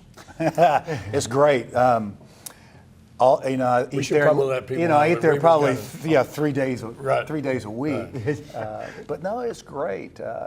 Chef Curtis Mortensen, he's great. He's not a cook; he's a chef, and they do a great job of entertaining people, feeding people, and really giving people that experience of what it's like in rural hospitality. And the family is, they do a lot for that community. Oh yeah, the McIntyre family is one of the oldest families in Atoka County, and Reba's the one that has made it big. She's a powerhouse, but she's still a down-to-earth, genuine person. Still comes home, but there's 3 other kids part of that family, all musically talented, all wonderful people. I attend church with the youngest sibling, Susie McIntyre. The great singer. She's in the Oklahoma Hall of Fame as well. Right. And Paik, their brother, great fiddle player, great musician and artist as well. And the oldest sister, Alice, wonderfully talented as well. They're just great, and they're just genuine people, hard-working people that love rural Oklahoma and really have showcased the rural life on the. Rebus gets to do it on a really big stage, an international stage. So what is Charles McCall going to do now? We keep hearing he's going back into, just like this guy, going back into private life after serving. What do you want to do now? I think term limits are good, and I'm going to go back into private sector, our family's business, which means I'll get to eat at Reba's more often. I'll get to go to the soda shop more often, and be around my family more. They really have sacrificed the last 12 years. Your district, you're not in your home county that much as a rural legislature when you're first elected, but you're very much in your district, but in those areas you don't live. But when you become the speaker, you don't get to be in your district. And I'm very, very thankful to all the people in House District 22 for the patience and support that they've given me as being Speaker of the House. A lot of times speakers and elected officials can find themselves in trouble back home with their constituents the more that the job requires you to be here in the capital city. You know what, and obviously I'm biased because it was the same time we were there. You've been able to do a lot of great things as Speaker. You've passed historic tax cuts, moved from literally a couple $100 to billions of dollars, literally billions of dollars in savings, historic investment in education, school choice. Looking back, what do you consider your best or even best couple? Because the longest serving speaker in the history of the state of Oklahoma, 8 years of steady leadership in the House. We've had Democrats, Republicans talk about how well the House runs. Looking back on that time, what do you consider your most significant or maybe one or two things that you've been able to accomplish as Speaker? I've got to point back to education first because that's kind of what I focused on in my first year as being the Speaker. Our teachers hadn't had a pay raise in over a decade back then. The people of the state wanted us to get teacher pay raise. The House knew that very early. It took us a little while to bring the Senate along. But we didn't have any money, you know, we had to find a way to do it as the economy rebounded. But, you know, from 3 teacher pay raises to open transfer to school choice, policy that works in all 4 corners of the state. I think that's the premier thing that we got accomplished. But you can also look at, I think, broadband internet across the state that was huge, and I think the tax cuts is what has fueled the economic growth in Oklahoma. I would have liked to seen one more this year to continue to feed it for this next cycle. We've got to take a quick break. And can you stay with us for a few minutes? Yes, sir. All right. We'll take a quick break. We'll be back with this special Your Vote Counts election night. We'll start talking about some of these races. Keep up with everything Oklahoma on News 9 Plus. It's the ultimate source for all things Oklahoma news and weather. See live breaking news, get important information, and stay ahead of severe weather, all with your locally owned station. Plus, see award-winning Oklahoma's Own originals right on your TV. No antenna or cord needed. Download News 9 Plus from Oklahoma's Own News 9. I don't issue my own warnings to beat somebody or be ahead of somebody. That means nothing to me. I work for a company that has given me the freedom to do whatever it takes to keep Oklahoma safe. And that means issuing our own warnings. News 9 tornado warning. News 9 tornado warning. I make those calls, and I'm able to make those calls because of the technology we have, because of our 1,000,000-watt radar, because of my weather team, because of our storm trackers, because of Jim Gardner. You know, I know what that storm's doing. I know what it looks like on radar. I know what it looks like in the field. We're not going to wait. Minutes matter. Minutes count. And minutes are the difference between somebody possibly being injured or dying. The delay that I've seen it's not acceptable to me. And I think a lot of that goes back to me storm chasing, giving people as much information as early as you can. That's what saves lives. That's why I do it. David Payne, the Oklahoma weather expert on Oklahoma's Own News 9. Childhood, a time to imagine, a time to slay dragons, win races, to wonder. I'm Craig Day. I'm on a mission to help make childhood all it can be in our state. I work every day to bring you information to help you make your best decisions, to keep you informed, and our kids imagining. Focus on Kids with Craig Day, only on Oklahoma's Own News on 6. Mornings can be tough. One thing goes wrong and your entire day can unravel. But we are here to help you make a game plan. We've got your weather. Hail and especially a damaging wind threat. Breaking news. Police standoff with guns drawn. It really is a life or death situation. Traffic is moving so very slow. Nearly at a standstill. Everything you need to tackle your day here on your locally owned station. Because great mornings start here on Oklahoma's Own News 9 This Morning. On a big storm night, we call those priority 1. All hands on deck. This is a tornado. You start planning 24, 48 hours in advance. Debris hitting us. Travis is going to be leading. You need to be taking cover. Alan Crow looking at individual storms. Stay away from the western walls and windows. Stacy's going to be driving the radar. Centermost part of your home, lowest level. Aaron Reeves runs our storm trackers. Stephen Darren's, he's kind of looking at the bigger picture. And Megan Gold pushing out a lot of social media. And then you take our storm trackers, led by Vaughn Castor. Definitely don't don't get out. Power lines are down right in front of me. We got debris all over the interstate. 100-mile-an-hour wind. It's a whole team that's constantly in sync. I've got the right people surrounding me. The best technology and the best team working to keep you safe. They're all coming together to give us the best information possible because we think information is the key. The locally owned station invests more in you. We got to get to a safe place right now. Travis Meyer, Station Knight, and Alan Crone, the Oklahoma weather experts, only on Oklahoma's own News on 6. Keep up with everything Oklahoma on News on 6 Plus. It's the ultimate source for all things Oklahoma news and weather. See live breaking news, get important information, and stay ahead of severe weather, all with your locally owned station. Plus, see award-winning Oklahoma's own originals right on your TV. No antenna or cord needed.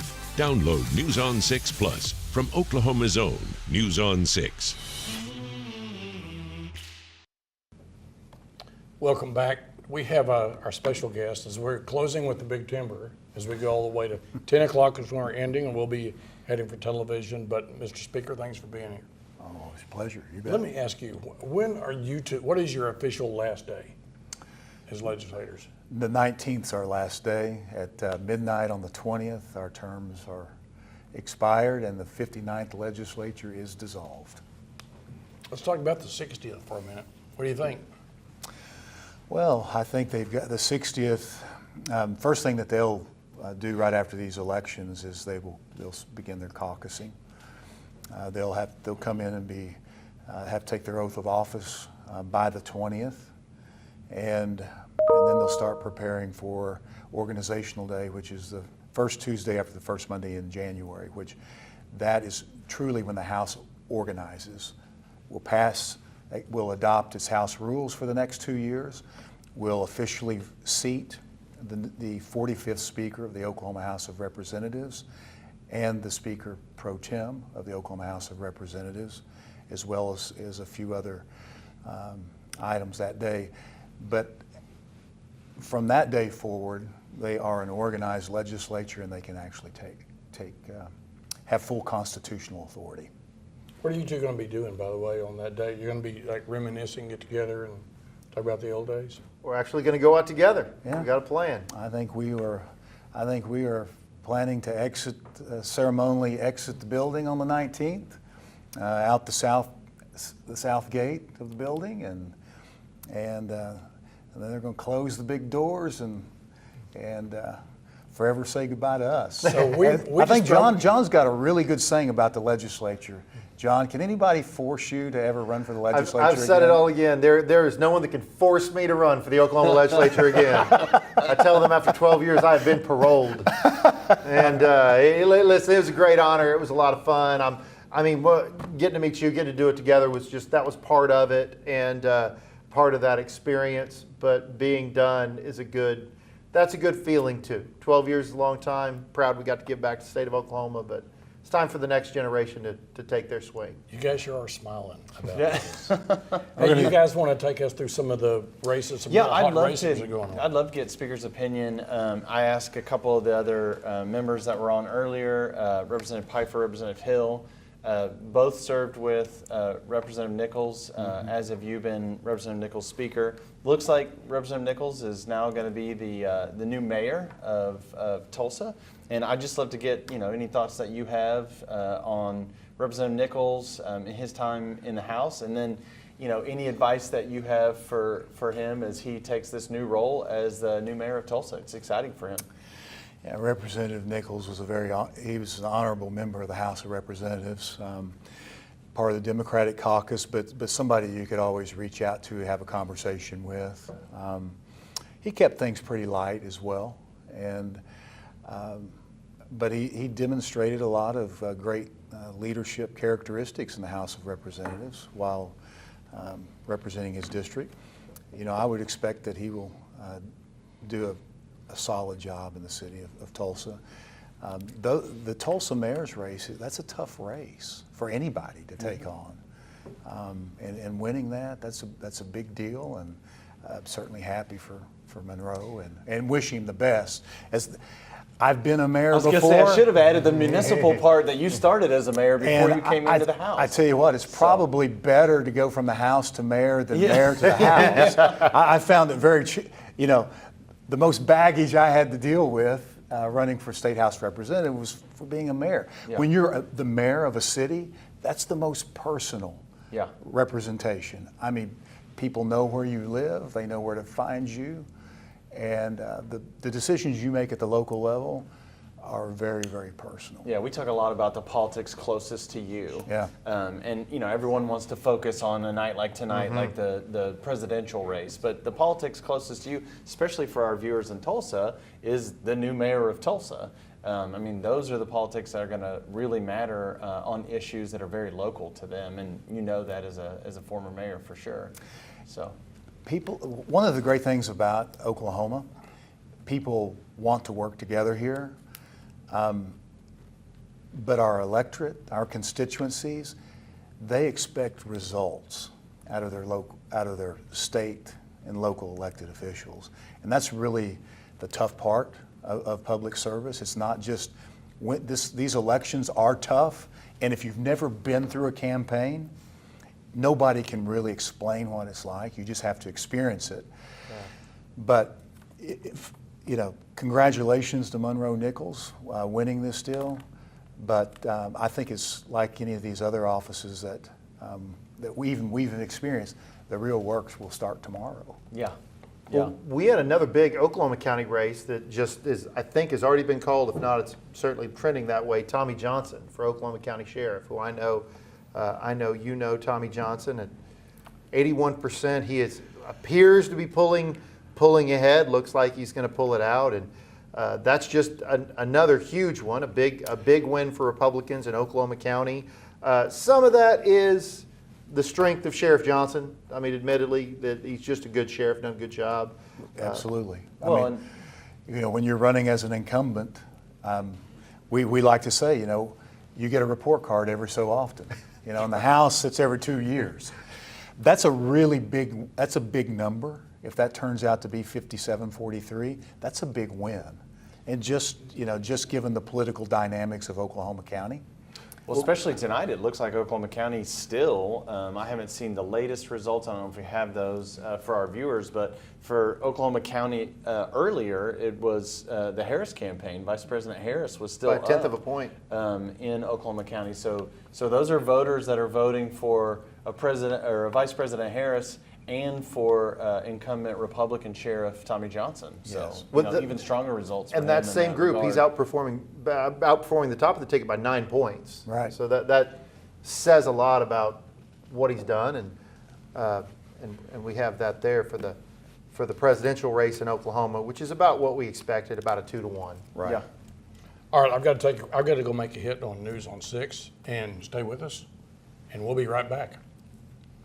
On a big storm night, we call those priority 1. All hands on deck. This is a tornado. You start planning 24, 48 hours in advance. Debris hitting us. Travis is going to be leading. You need to be taking cover. Alan Crone looking at individual storms. Stay away from the western walls and windows. Stacia's going to be driving the radar. Centermost part of your home, lowest level. Aaron Reeves runs our storm trackers. Stephen Narrens, he's kind of looking at the bigger picture. And Megan Gold pushing out a lot of social media. And then you take our storm trackers, led by Vaughn Castor. Definitely don't get out. Power lines down right in front of me. We got debris all over the interstate. 100-mile-an-hour wind. It's a whole team that's constantly in sync. I've got the right people surrounding me. The best technology and the best team working to keep you safe. They're all coming together to give us the best information possible because we think information is the key. The locally owned station invests more in you. We got to get to a safe place right now. Travis Meyer, Stationite, and Alan Crone, the Oklahoma weather experts, only on Oklahoma's own News on 6. Keep up with everything Oklahoma on News on 6 Plus. It's the ultimate source for all things Oklahoma news and weather. See live breaking news, get important information, and stay ahead of severe weather, all with your locally owned station. Plus, see award-winning Oklahoma's own originals right on your TV. No antenna or cord needed. Download News on 6 Plus from Oklahoma's own News on 6. Childhood, a time to imagine, a time to slay dragons, win races, to wonder. I'm Craig Day. I'm on a mission to help make childhood all it can be in our state. I work every day to bring you information to help you make your best decisions, to keep you informed, and our kids imagining. Focus on Kids with Craig Day, only on Oklahoma's own News on 6. Thanks so much for joining us here tonight. We're watching as all of the results come in here in the state and nationally.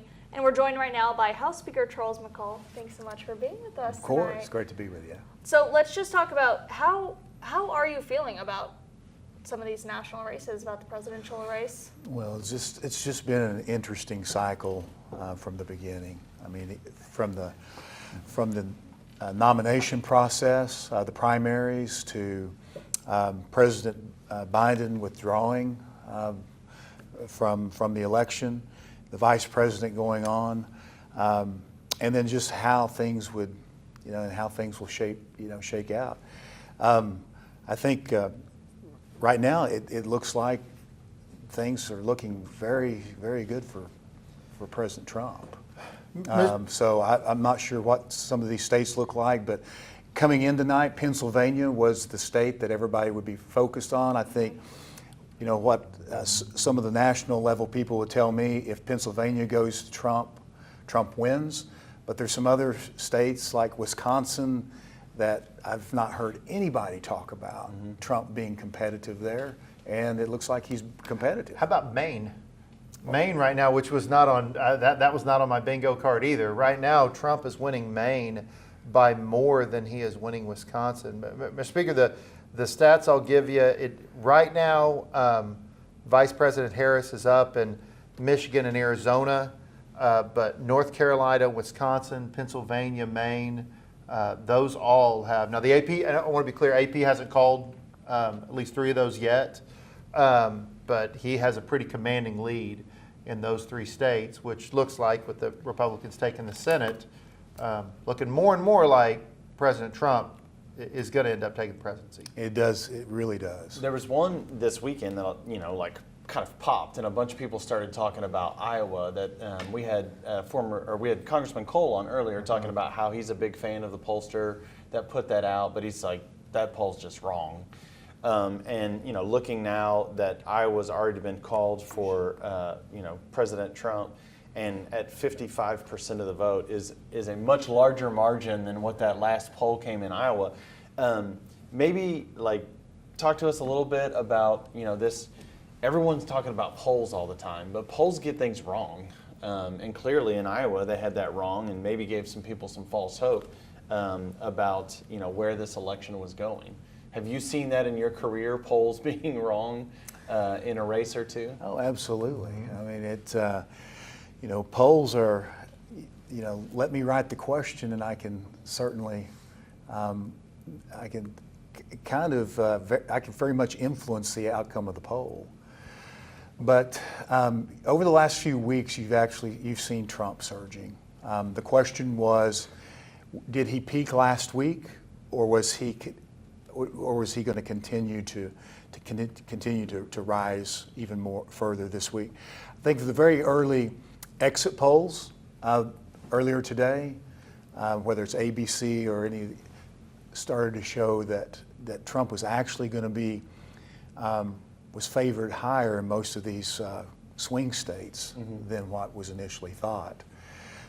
The early vote here in Oklahoma, I mean, I voted on Friday in my home precinct, the election board at the courthouse in Atoka County. Over 1,500 people had already cast their vote.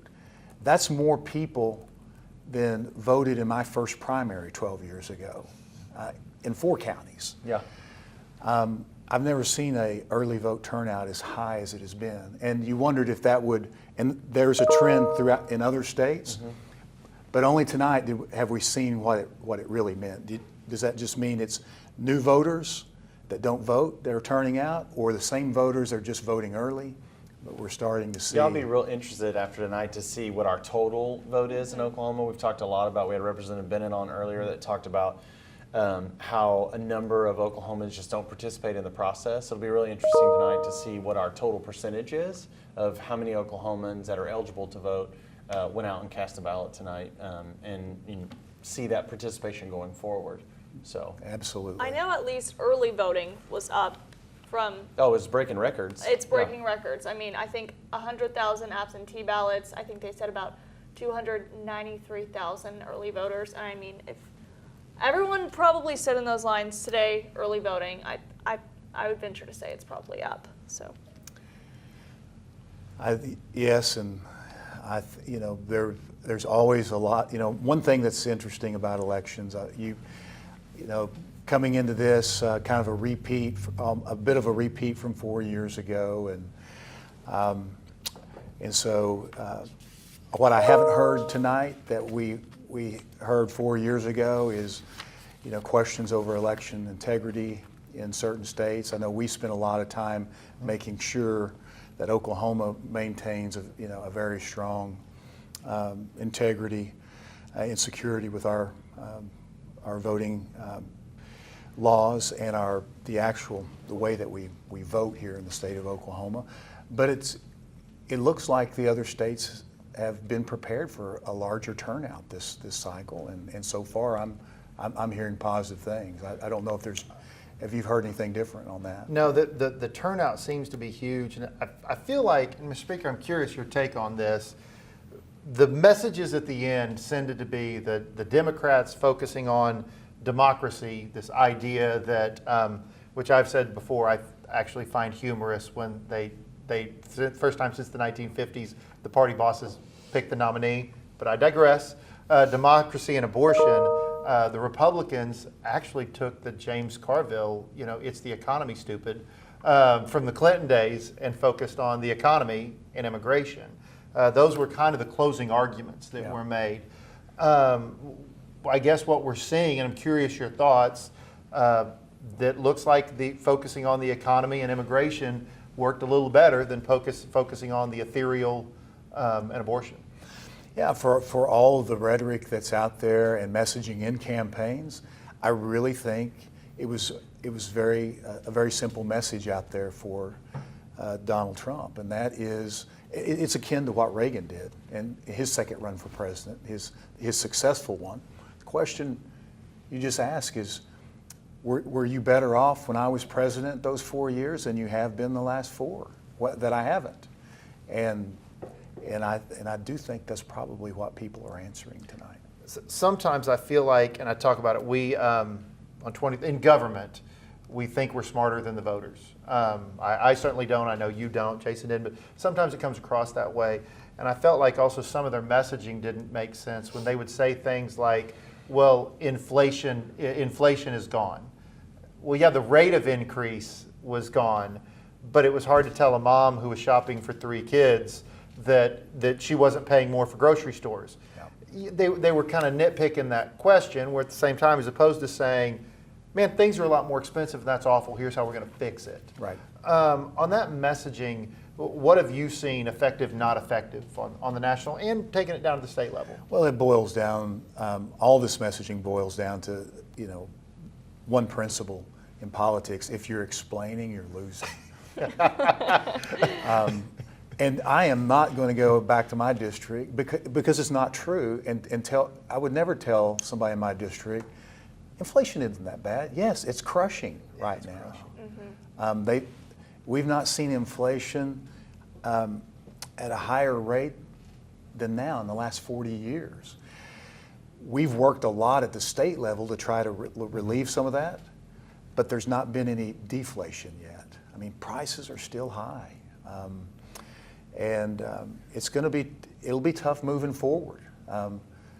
But inflation is definitely what affects people at the kitchen table every night, and I think it's the biggest element of this presidential election, quite honestly. And there's strategies to try to overcome that, but it's I don't know how you do it. One of the things you did as Speaker, you know, in Oklahoma, we blessed, cursed, I think we're blessed, but it depends on perspective, Sure. with a Republican governor, Republican Senate, Republican House. And I talk on the show a lot about we're graded pass-fail. It's not about did the House do it, but Senate didn't. We did it or we didn't. Right. You accomplished big things as Speaker. You took that and did big things. If we are blessed with a federal government, again, blessed from my perspective, perspectives can be different, with a Republican House, Republican Senate, Republican President, do you think the pressure will be on to accomplish big things on the federal level, or we could see a change in the midterms? Absolutely, the pressure's on. If the people of this country put a Republican president in the White House and Republican majorities in both legislative chambers, they have to be ready to produce. It's very much like what we deal with here in Oklahoma. We have Republican supermajorities in this state. We have no one to blame when session's over if nothing gets done. I mean, we just don't. That is the curse of the majority. You have to get things done. And if they are blessed, it's very rare for that to happen in modern times. But when you have to produce, or the people will quickly make a change. So speaking of produce, I'm going to bring it back to a local thing. We've talked a little bit off air here. Tonight, for the first time, we have seen campaigns get involved in judicial retention votes. And I'm looking at some of the most current results. There's about 1% left reporting on this, and it looks like if these results hold, it looks like 2 of the Supreme Court justices will be retained and 1 of them will not. You have any feelings about some of the campaigning on the retention ballot, and a lot has been said about it, but you have any feelings about that particular tonight? And what we see with these, there they are, we see with these results? Well, you have, so I think it's a little bit more of a broader issue than just this election tonight. I think what people in the state are waking up to is they've imposed term limits on the legislature since the early 90s, late 80s. The executive branch is term limited 8 years, legislature 12 years total. The only branch of government that in Oklahoma that does not have a term limit is the judicial and the high courts, and they're appointed. And I think there are groups that are bringing this, to the forefront of people's minds. And regardless of what happens tonight, I think this is an issue that moves on into next year, into the 60th legislature. Yeah. Haley, it looks like we may need to head to a break. Let's go ahead and take a quick break. Speaker McCall, thank you so much for giving us your insight on all of this. We'll be back in just a few minutes here. I don't issue my own warnings to beat somebody or be ahead of somebody. That means nothing to me. I work for a company that has given me the freedom to do whatever it takes to keep Oklahoma safe. And that means issuing our own warnings. News 9 tornado warning. News 9 tornado warning. I make those calls, and I'm able to make those calls because of the technology we have, because of our 1,000,000-watt radar, because of my weather team, because of our storm trackers, because of Jim Gardner. I know what that storm's doing. I know what it looks like on radar. I know what it looks like in the field. We're not going to wait. Minutes matter. Minutes count. And minutes are the difference between somebody possibly being injured or dying. The delay that I've seen it's unacceptable to me. And I think a lot of that goes back to me storm chasing, giving people as much information as early as you can. That's what saves lives. That's why I do it. David Payne, the Oklahoma weather expert on Oklahoma's own News 9. Keep up with everything Oklahoma on News 9 Plus. It's the ultimate source for all things Oklahoma news and weather. See live breaking news, get important information, and stay ahead of severe weather, all with your locally owned station. Plus, see award-winning Oklahoma's own originals right on your TV. No antenna or cord needed. Download News 9 Plus from Oklahoma's own News 9. Mornings can be tough. One thing goes wrong and your entire day can unravel. But we are here to help you make a game plan. We've got your weather. Hail and especially a damaging wind threat. Breaking news. Police standoff with guns drawn. It really is a life or death situation. Traffic Is moving so very slow. nearly at a standstill. Everything you need to tackle your day here on your locally owned station. Because great mornings start here on Oklahoma's own News 9 This Morning. And we're back. Thanks for being with us all evening. I want to thank Haley for being in here and getting to talk with all the folks. Real quick, I want to start with you, Mr. Speaker. Any final thoughts about the evening? Well, it looks like from the state questions, people are serious about only U.S. citizens voting in this state, and they think taxes at the local level are just too high right now. So, once again, not surprising to us, those of us in the House of Representatives, we've been hearing that for a while. Jason, final thoughts? Yeah, I'd say tonight looked good for incumbents. If you're an incumbent that was on the ballot, going into November, you had a good night for the most part. State questions I think went kind of how we thought. The one that's curious is the judicial retention. Two of them looks like maybe get retained and one not. That I think is curious. There'll be some dialogue to break that down. And then nationally, I mean, if results hold right now, it looks like it's going to be a good night for President Trump. We had Congressman Cole, Congresswoman Bice on tonight. Their thoughts about what the next Congress would look like, and that could be good for Oklahoma. So 30 seconds. It's great to be on. It's been a really good night for Republicans, it looks like, and I think what we've shown is focusing on the issues matter. That's what I think, that's the takeaway, I think, from tonight. Yeah. Thanks to all our guests, Jason, John, Mr. Speaker, thanks for being here. Thanks to all of you who came in and watched us on all the platforms. Go over to 9, go over to 6, and we're going to pick it up from there. Thanks for tuning in, everyone.